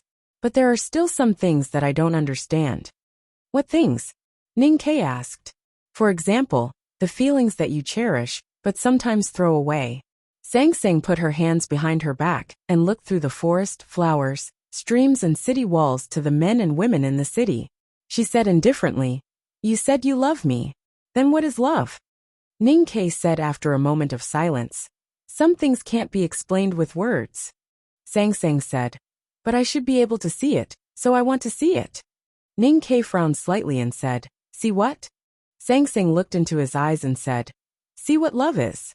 Ningke said, "Does it have anything to do with the happy event in the capital?" Sang Sang said, "Of course, because I want to see whether you love her or not." Ningke didn't know how to answer, so he said, "Does it make sense?" Sang Sang said, "The love recorded in the ancient books of human beings is so stupid and persistent, and they refuse to be interfered with by others. So since you love me, how can you love her?" Ningke didn't know how to answer, so he kept silent. Sang Sang began to feel curious in the fog of the abyss, and this feeling continued until now. She really wanted to know the answer to those things that she couldn't understand. She looked at him, but it seemed like she was looking at the men and women walking hand in hand under the flowering trees in the capital. She asked seriously, "Can love two people at the same time?" Ningke could only keep silent. Sang Sang continued to ask, "How to measure the degree of love? You love me, or you love her, or you love me more. Since words can't describe it, how can there be more love? How can there be more love?" Ningke could not say anything other than silence, because no one could answer her question. "I can feel that you are very upset, even angry in your heart, so I don't understand. I know you don't want Mo Shanshan to marry that man, but in my opinion, it doesn't seem to be the same as my understanding of love, because you don't want to marry her. Since you don't want to marry her, why don't you let her marry someone else? Why would her marrying someone else make you so disappointed and make you want to destroy it?" Sang Sang was puzzled and said, "In my understanding, this is the possessiveness of a male to a female.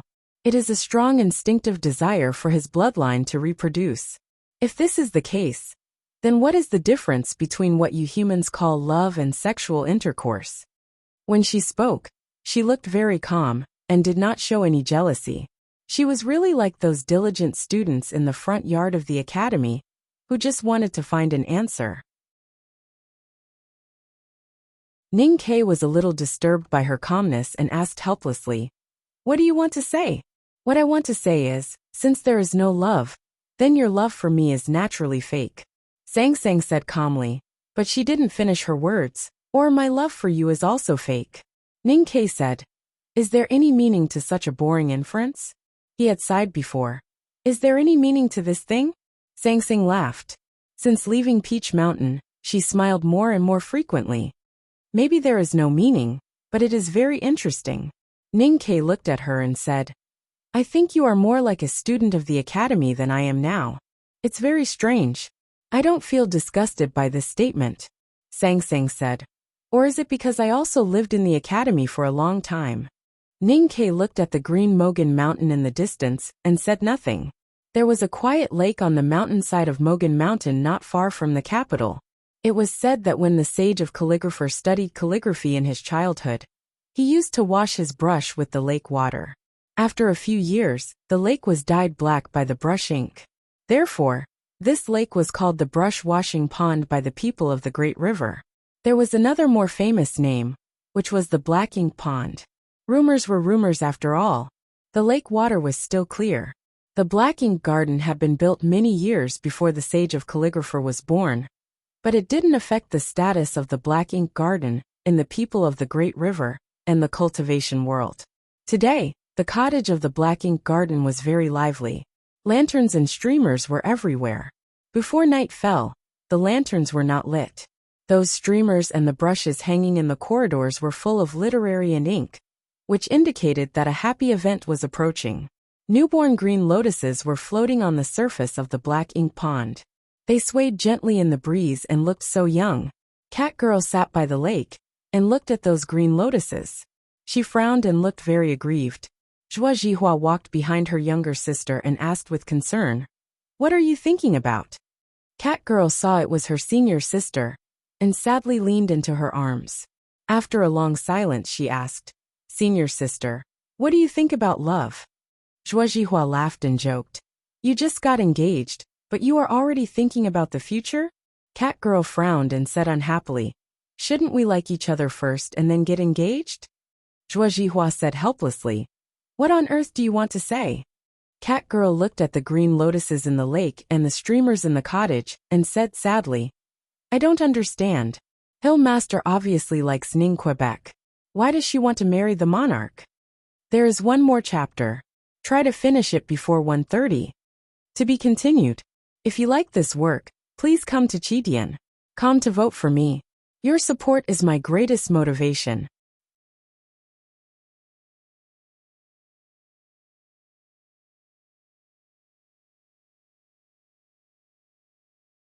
Chapter 918. Zhuo Jihua had been married a few years ago, but she still cultivated on Mogan Mountain. Her husband's family had no objection. Now that the monarch was going to marry the hill master, she was naturally the busiest one. She occasionally came to the lakeside to relax. Seeing Catgirl's sad look, she cared about her and did not expect to hear such a sentence. The past between Emo Shanshan and Ning Ke had long been known to the world, and it was once a story that the cultivation world expected to see. In people's eyes, Mr. 13 of the Academy and the calligraphy addict were undoubtedly a match made in heaven. Who could have thought that this love would end in vain? Thinking of this, Zhuo Jihua inevitably felt a little depressed. She forced a smile and said, "What's wrong with marrying the monarch? In the future, the hill master will be the empress.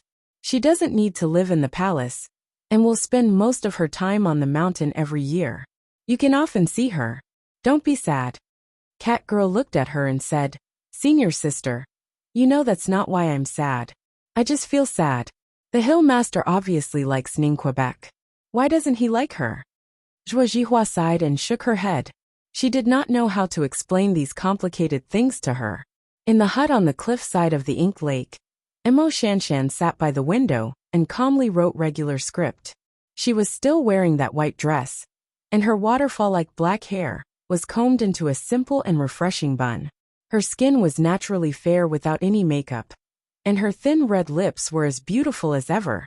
But no matter how one looked at her, she did not look like a bride who was about to get married. With a soft squeak, the wooden door was pushed open, and a man in a black gown walked in slowly. The man had silver hair. Because of his age, the wrinkles at the corners of his eyes were deep, but his eyes were still bright. He was tall and straight as if he was still very young. He was the legendary master of calligrapher Mr. Wang. To be called a sage in the world, he must be extremely extraordinary, such as the sage of sword Liu Bai. The master of calligrapher was the most famous calligrapher in the world, and also the most famous divine talisman master. To the Great River Kingdom, he was the most powerful protector, as Liu Bai was to the South Jin Kingdom. His status was extremely respected, and even the monarch had to bow to him as a disciple. Hearing the voice, Emo Shanshan stood up from the table and saluted her teacher calmly. Then, she sat back down and dipped her brush into the ink stone. She continued to focus on practicing her wrist with the help of the sunlight outside the window. The master of calligraphy walked behind her and looked at the elegant and magnificent handwriting on the paper. He found that she could really keep calm. He couldn't help but frown and worry a little. "Don't you understand? You are my favorite student, and a divine talisman master that no one dares to belittle. After my death, You will be the guardian of the great river kingdom. I will not deprive you of your happiness, and the monarch is not qualified to have your happiness. But you need to marry someone, and the monarch is the best choice. The sage of calligraphy looked at her and said solemnly. Mo Shanshan's right hand, which was holding the brush, paused for a moment and said, I understand. After saying this, she continued to write. Her expression was tranquil, and her strokes were natural. However, the calmer she appeared, the more worried the master of calligraphy was. His expression became more and more serious, and his voice became more and more severe. I have to remind you again. If you don't want Jingdu to be swallowed by the flood, and don't want to see countless people of the great river kingdom die miserably, then you must die, or get married quickly. The master of calligraphy looked at her beautiful side face, and felt a little pain in his old heart. He forced himself to suppress the pity and reluctance and said sternly, People can't fight with heaven. There is news from the West Hill that Ning Ke has entered the Divine Hall of Light, and hasn't come out. No one knows what is happening in the Divine Hall. But even if Hao Yin will eventually kill Ning Ke, she will not like to see you still alone, and her anger will be unbearable to the whole world. After saying this, the master of calligraphy turned around and was ready to leave. Mo Shanshan suddenly put the brush beside the ink stone, stood up and looked at his back. She said calmly, Teacher, I know you like me. You have liked me since I was very young. The master of calligraphy's body trembled slightly, and then his straight back seemed a little hunched. It's a pity that I grew up too fast. You didn't expect that I would become a divine talisman master at such a young age. Yes, as you said, no one can deprive me of my happiness anymore. But I'm going to be married by you after all. In addition to pity and reluctance, you must be a little happy, right? Mo Shanshan looked very calm. Of course, I admit that what you said is right. No one knows what Hao Yin will think. The Great River Kingdom can't take this risk. I will marry you as you wish. Nonsense. The master of calligraphy shouted harshly. He flicked his sleeves and went out of the hut. He didn't know whether it was because Mo Shanshan had exposed his dark thoughts that he had hidden for many years, and he didn't know how to face her. He went down Mogan Mountain and went directly to Jingdu. He came to the palace and met the king of the Great River Kingdom to arrange the marriage. The half-open door of the hut was gently blown by the wind from the black ink lake. It was closed and opened from time to time. Mo Shanshan looked at it and kept silent for a long time. Then she sat back at the table.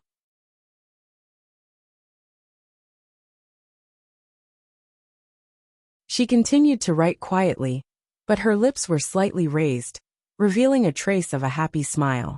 After so many years of silence, she finally could say what she wanted to say. She felt very happy. A moment later, Zhuo Jihua and Cat Girl came into the hut. Cat Girl sat beside Mo Shanshan, holding her sleeves and looked at her pitifully. She said, Hill Master, what should we do?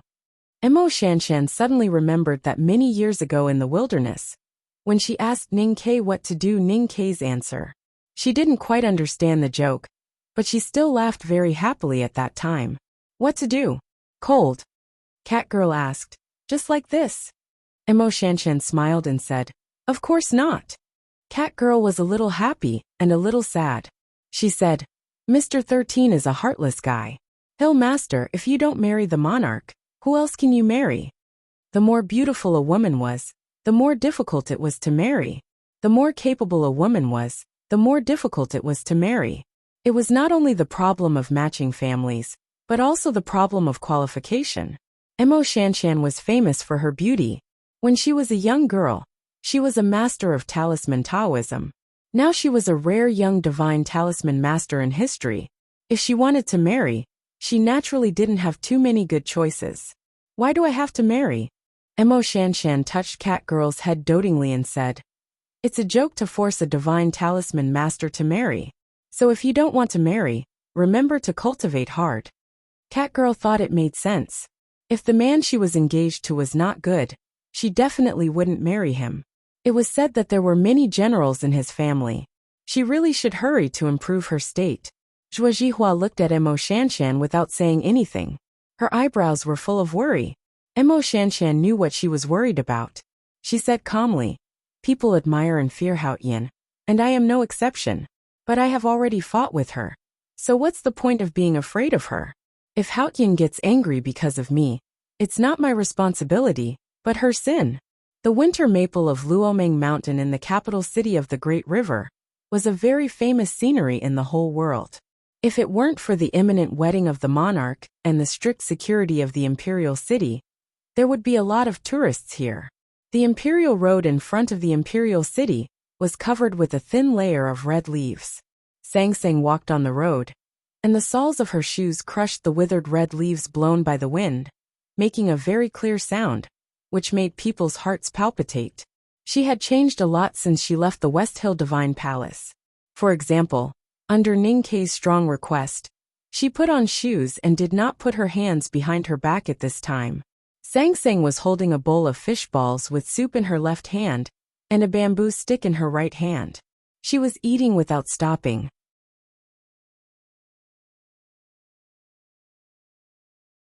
Although her expression was still so indifferent, it could be seen that she was very satisfied from the speed at which the fish balls disappeared.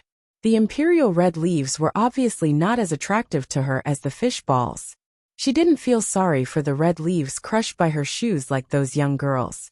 When she walked to the main gate of the imperial city, she just finished the fish balls in the bowl and handed it behind her.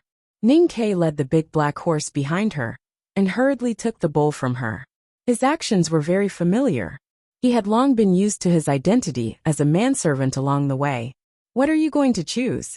Song Song's lips were slightly red because of the hot fish balls, which looked a little cute. Should he choose to destroy the marriage between the monarch of the Great River Kingdom and Mo Shanshan to prove that he loved her, and then prove that there was no true love, and finally prove that he didn't love Sang Sang? Or should he choose to do nothing and watch Shanshan marry that monarch to prove that he didn't love her, and then prove that love existed? Should he and Sang Sang stay together like this? Why do I have to make such a difficult choice? Ning Kei said, you know that the academy pursues freedom. Not choosing is also a kind of freedom. As I said outside the city, human beings are indeed very hypocritical. Sang Sang looked at him and said, you should be very clear why she wants to marry. Ning Kei was indeed very clear why Shanshan suddenly wanted to marry the monarch. It was because of the story between him and her, and because the woman beside him was Haotian. Sang Sang said, should I bear the responsibility of forcing her to marry? Ning Kei shook his head and said, I won't make such an idiotic judgment. Sang Sang said, then who should bear the responsibility? Ning Kei pointed at his nose and said, me, but I don't know what to do. Sang Sang said, let me give you an idea. As long as you kill that monarch, she naturally can't marry. Ning Kei looked at the gate of the imperial palace and said after a moment of silence, it does sound like a good idea. Sang Sang asked, then why are you still hesitating? Ning Kei looked at her and said, I am worried that you will leave me after I go in. Hearing this, Sang Sang became quiet. Ning Kei said again, your logic is too rigid, so I can't do anything. Sang Sang looked down at the tip of her shoes that was exposed from the front of her indigo dress. Ning Kei said, or why don't you help me? She looked up at him and said seriously, men are really cheap. Ning Kei said, just let me be cheap until I die. Sang Sang said, I can't kill you for now, so I can only watch you continue to be cheap? Ning Kei swore, from now on, I will only be cheap for you to see. Sang Sang said, why should I help you solve this problem of choice? Ning Kei said confidently, you set the problem. I can't solve it, so you have to give me the answer.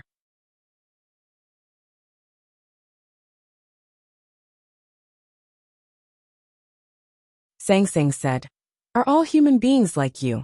Ning Kei said in surprise, you have slept in the same bed with me for so many years, and you still don't know that I am a weirdo? Song Song's heart was a little confused. She felt that this matter was a little messy. Ning Kei said at last, the cosmetics of Chinjinji Cosmetics Store are all in the Imperial Palace now. Sang Sang thought about it and found that this was indeed a problem. She walked toward the Imperial Palace and put her hands behind her back again. Ning Kei led the big black horse and followed her obediently. Then he began to secretly smile. 2 chapters on the first day. The rhythm of writing is indeed wrong. just like what the couple is going to do now. What rhythm is this? Oh ha ha ha. As for Shanshan's teacher's opinion of her, when Ning Ke mentioned the master of calligrapher in the wilderness, her expression was a little unnatural. That was the prologue. I originally wanted to explain it in detail in the story, but then I thought it was unnecessary and saved some words. Anyway, it is just a small episode. To be continued. If you like this work, please come to Chidian.com to vote for me. Your support is my greatest motivation.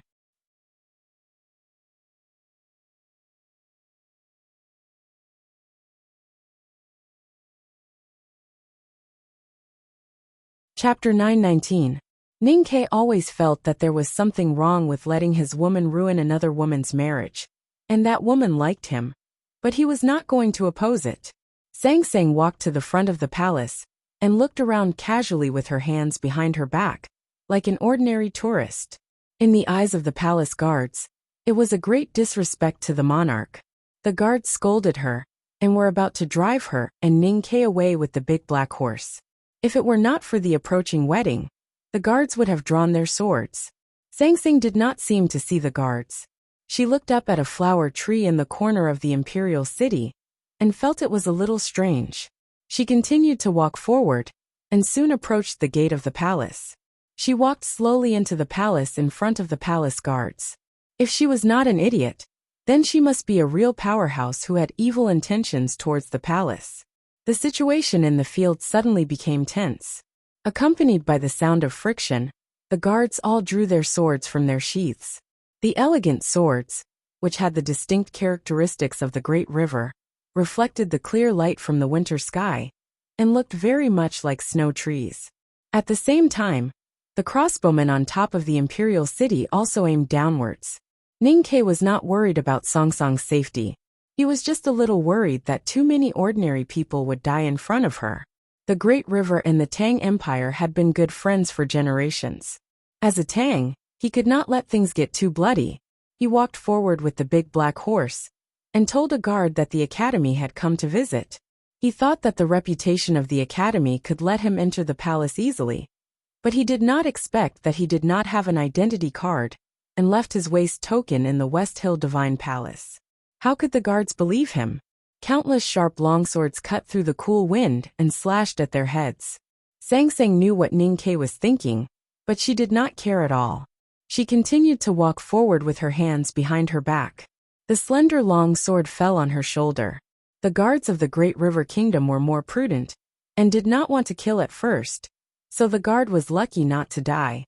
The wind in Jingdo was very gentle, which was why there were thousands of blooming flowers and trees, and why the red leaves on the imperial road would cover and not leave. Suddenly, the wind became heavy. The wind was almost invisible. Even if it was heavy, how heavy could it be? Sang Sang walked forward calmly with her hands behind her back. The wind around her was as calm as the expression on her face, as heavy as the Peach Mountain. The long sword pierced through the wind and arrived in front of her. It was as if it had sunk into a bottomless swamp, or as if it had been swept into a raging ocean. It was impossible for it to continue descending, and could only drift away.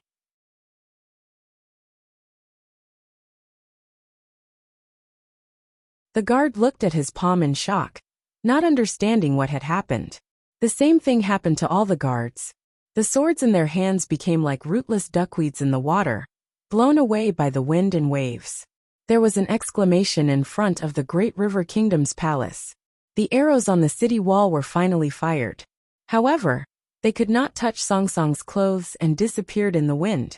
The people of Jingdo chased after the Tang style, and their temperaments were also very similar. The guards had already guessed that this tall, fat, and ordinary woman must be a cultivator with a very high cultivation. Even though they had no weapons in their hands, they still bravely leapt toward her, wanting to use their own bodies to block her outside the palace. However, she was Haotian. Even Lu Bai's sword could not enter her world. How could these ordinary people, who were like ants, do it? Shadows flew and fell like rain. Muffled groans were heard. Sang Sang looked calm and continued to walk forward with her hands behind her back. When she arrived at the imperial palace, the palace gate opened naturally. Ning Ke led the big black horse and followed behind her, quietly watching the scene. Although the difference in strength between the two sides was too great, and it could not even be called a battle, and Sang Sang did not really fight, he still wanted to find what he was looking for from these scenes. Sang Sang was the rule. She could not change the rule, but her use of the rule was in a state that no human could reach. The magic of using the rule depended on one's mind. The wind in Jingdo, the flowering trees in the corner of the imperial palace, the fishball soup in her hands, the streams and rivers she passed. Everything in nature would become her weapon if she wanted to. The imperial palace opened and Sang Sang walked in calmly. The guards and royal guards of the Great River Kingdom were shocked speechless, but they could not stop her. Their eyes were filled with despair and confusion. The most powerful force in the secular world was meaningless in front of her. In her eyes, there was no difference between the imperial palace and the brothel. When she wanted to walk around, she could naturally enter. Ning Ke led the big black horse and followed behind her. It was a very wonderful feeling.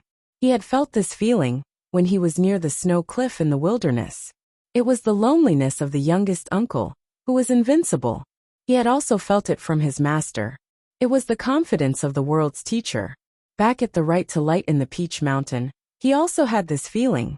That was because her power was in his body. Now, it was because he was walking behind her. This feeling was called invincibility. His invincibility came from her. But he did not feel ashamed because they were husband and wife. What was hers was his, and her invincibility was his. Who dared to say otherwise?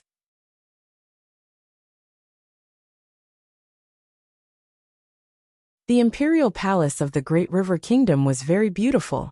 Between the black eaves and the wooden halls, there were countless flowering trees, just like the streets of Jingdo. The bluestone slabs in front of the hall were full of traces of wind and rain. There was a fresh beauty in the vicissitudes of life. Ning Ke led the big black horse to the front of the main hall. He looked at the palaces and sighed silently. Suddenly, he found that Sang Sang had disappeared. No matter how he looked, he could not find her. Controlling the direction of the wind, to form countless tiny mirrors, could change the trajectory of countless rays of light. Naturally, the figure in the wind could not be seen by anyone. It sounded simple, but in fact, no one could do it except Sang Sang. Just the calculation alone could make fourth brother's hair turn white overnight. Ning Ke knew that Sang Sang did not leave. He thought that she was walking casually in a side palace. He did not know what she was looking at, but he was a little flustered because he could not see her. Countless guards and soldiers were rushing toward him from every corner of the imperial palace. The dark mass was extremely terrifying. He stood in front of the hall alone, and had to face it alone. Ning Ke was silent and understood what Sang Sang meant. He did not want to see Shan Shan get married, but he was more afraid that Sang Sang would be disappointed. So he was shamelessly silent like many men in the world. He refused to answer Sang Sang's question and put the blame on her. She took him into the Great River Palace, and then disappeared without a trace. Now it was him standing in front of the hall and walking into the palace. It was his own choice. He looked up at the quiet and solemn palace in front of him. He pulled out the heavy iron cutlass from the sheath, held the reins, and walked slowly and firmly toward that place. The master of calligraphy's hair was very white and meticulously combed. It looked like the famous silver thread weaver of the Yueluan Kingdom, which was very consistent with his image in the hearts of the Great River Kingdom's people. There was also a middle-aged man in the hall. He was dressed in a royal robe, and his face was unhealthily pale. His eyes were calm, but the joy and uneasiness in the deepest part of his eyes seemed to be a little entangled. He was the king of the Great River Kingdom. He looked at the master of calligraphy and said, "Why don't we consider this matter at length?" The master of calligraphy said, "Your Majesty, rest assured. As long as she doesn't object, no one will." The king of the Great River Kingdom frowned slightly, and thought that the news from the Black Ink Garden was not so. Although the hill master didn't object, it seemed that she didn't want to marry him. The master of calligraphy looked at his expression, and knew what he was thinking. He said indifferently, "Even if she objects, it doesn't matter. She is a teacher and a father."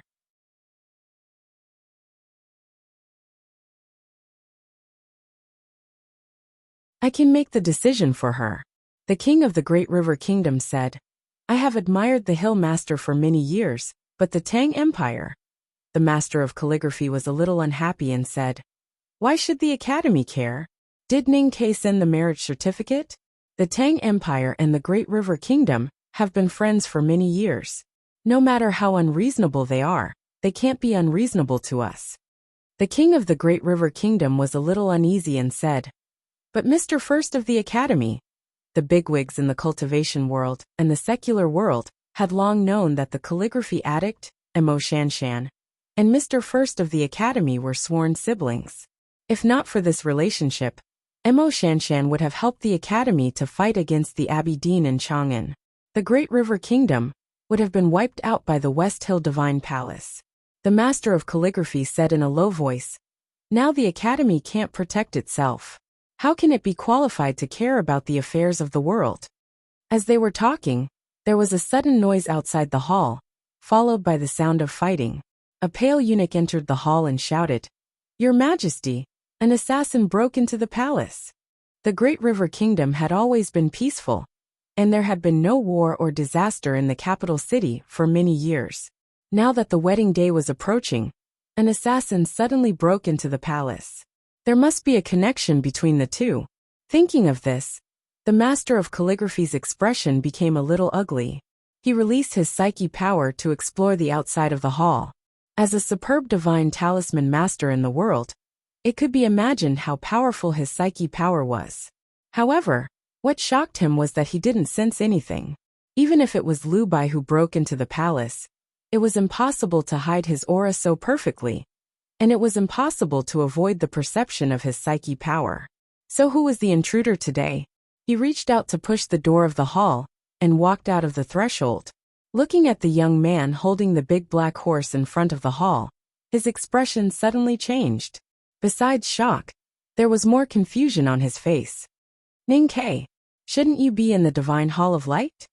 Ning Ke looked at the silver-haired old man and guessed his identity. He answered with a smile, "I can't live in the West Hill all my life. I came out to travel and pass by the Great River Kingdom, so I came to pay my respects to the Master of Calligraphy." The Master of Calligraphy slightly raised his eyebrows and said with an extremely cold expression, "I don't care how you escaped from the West Hill Divine Palace, but I don't think you broke into the palace today just to pay your respects." Ning Ke said, "The first sentence is naturally a lie. I'm not Haotian, so I can't predict that you are also in the palace. I came to the palace to meet the Emperor of the Great River Kingdom."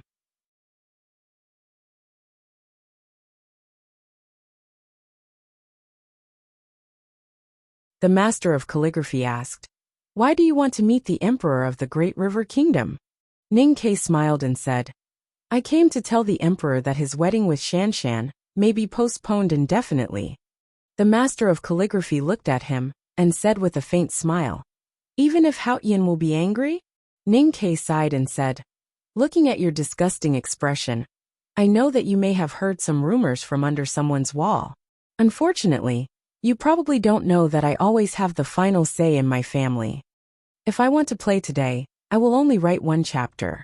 Tomorrow I will write 2 chapters. I will try to get into the rhythm of writing 2 chapters, or more as soon as possible. I have to write 200,000 characters this month. Thinking about it makes me cry silently. I have to learn from Master Lin Hai, and this month's Master Butterfly. I will work hard. Please rest assured, if I can't write 200,000 characters this month, I will let the leaders take care of all the family affairs." To be continued. If you like this work, please come to Chidian.com to vote for me. Your support is my greatest motivation. You're tuning in to the Li Mei's Sword of Destiny YouTube channel. We're so grateful for your support. And don't forget to subscribe to join us on this incredible journey through captivating stories. Your generosity through donations truly makes a world of difference, as it's the primary source of revenue that allows me to expand and enhance this channel for you. Thank you from the bottom of my heart for being a part of this adventure.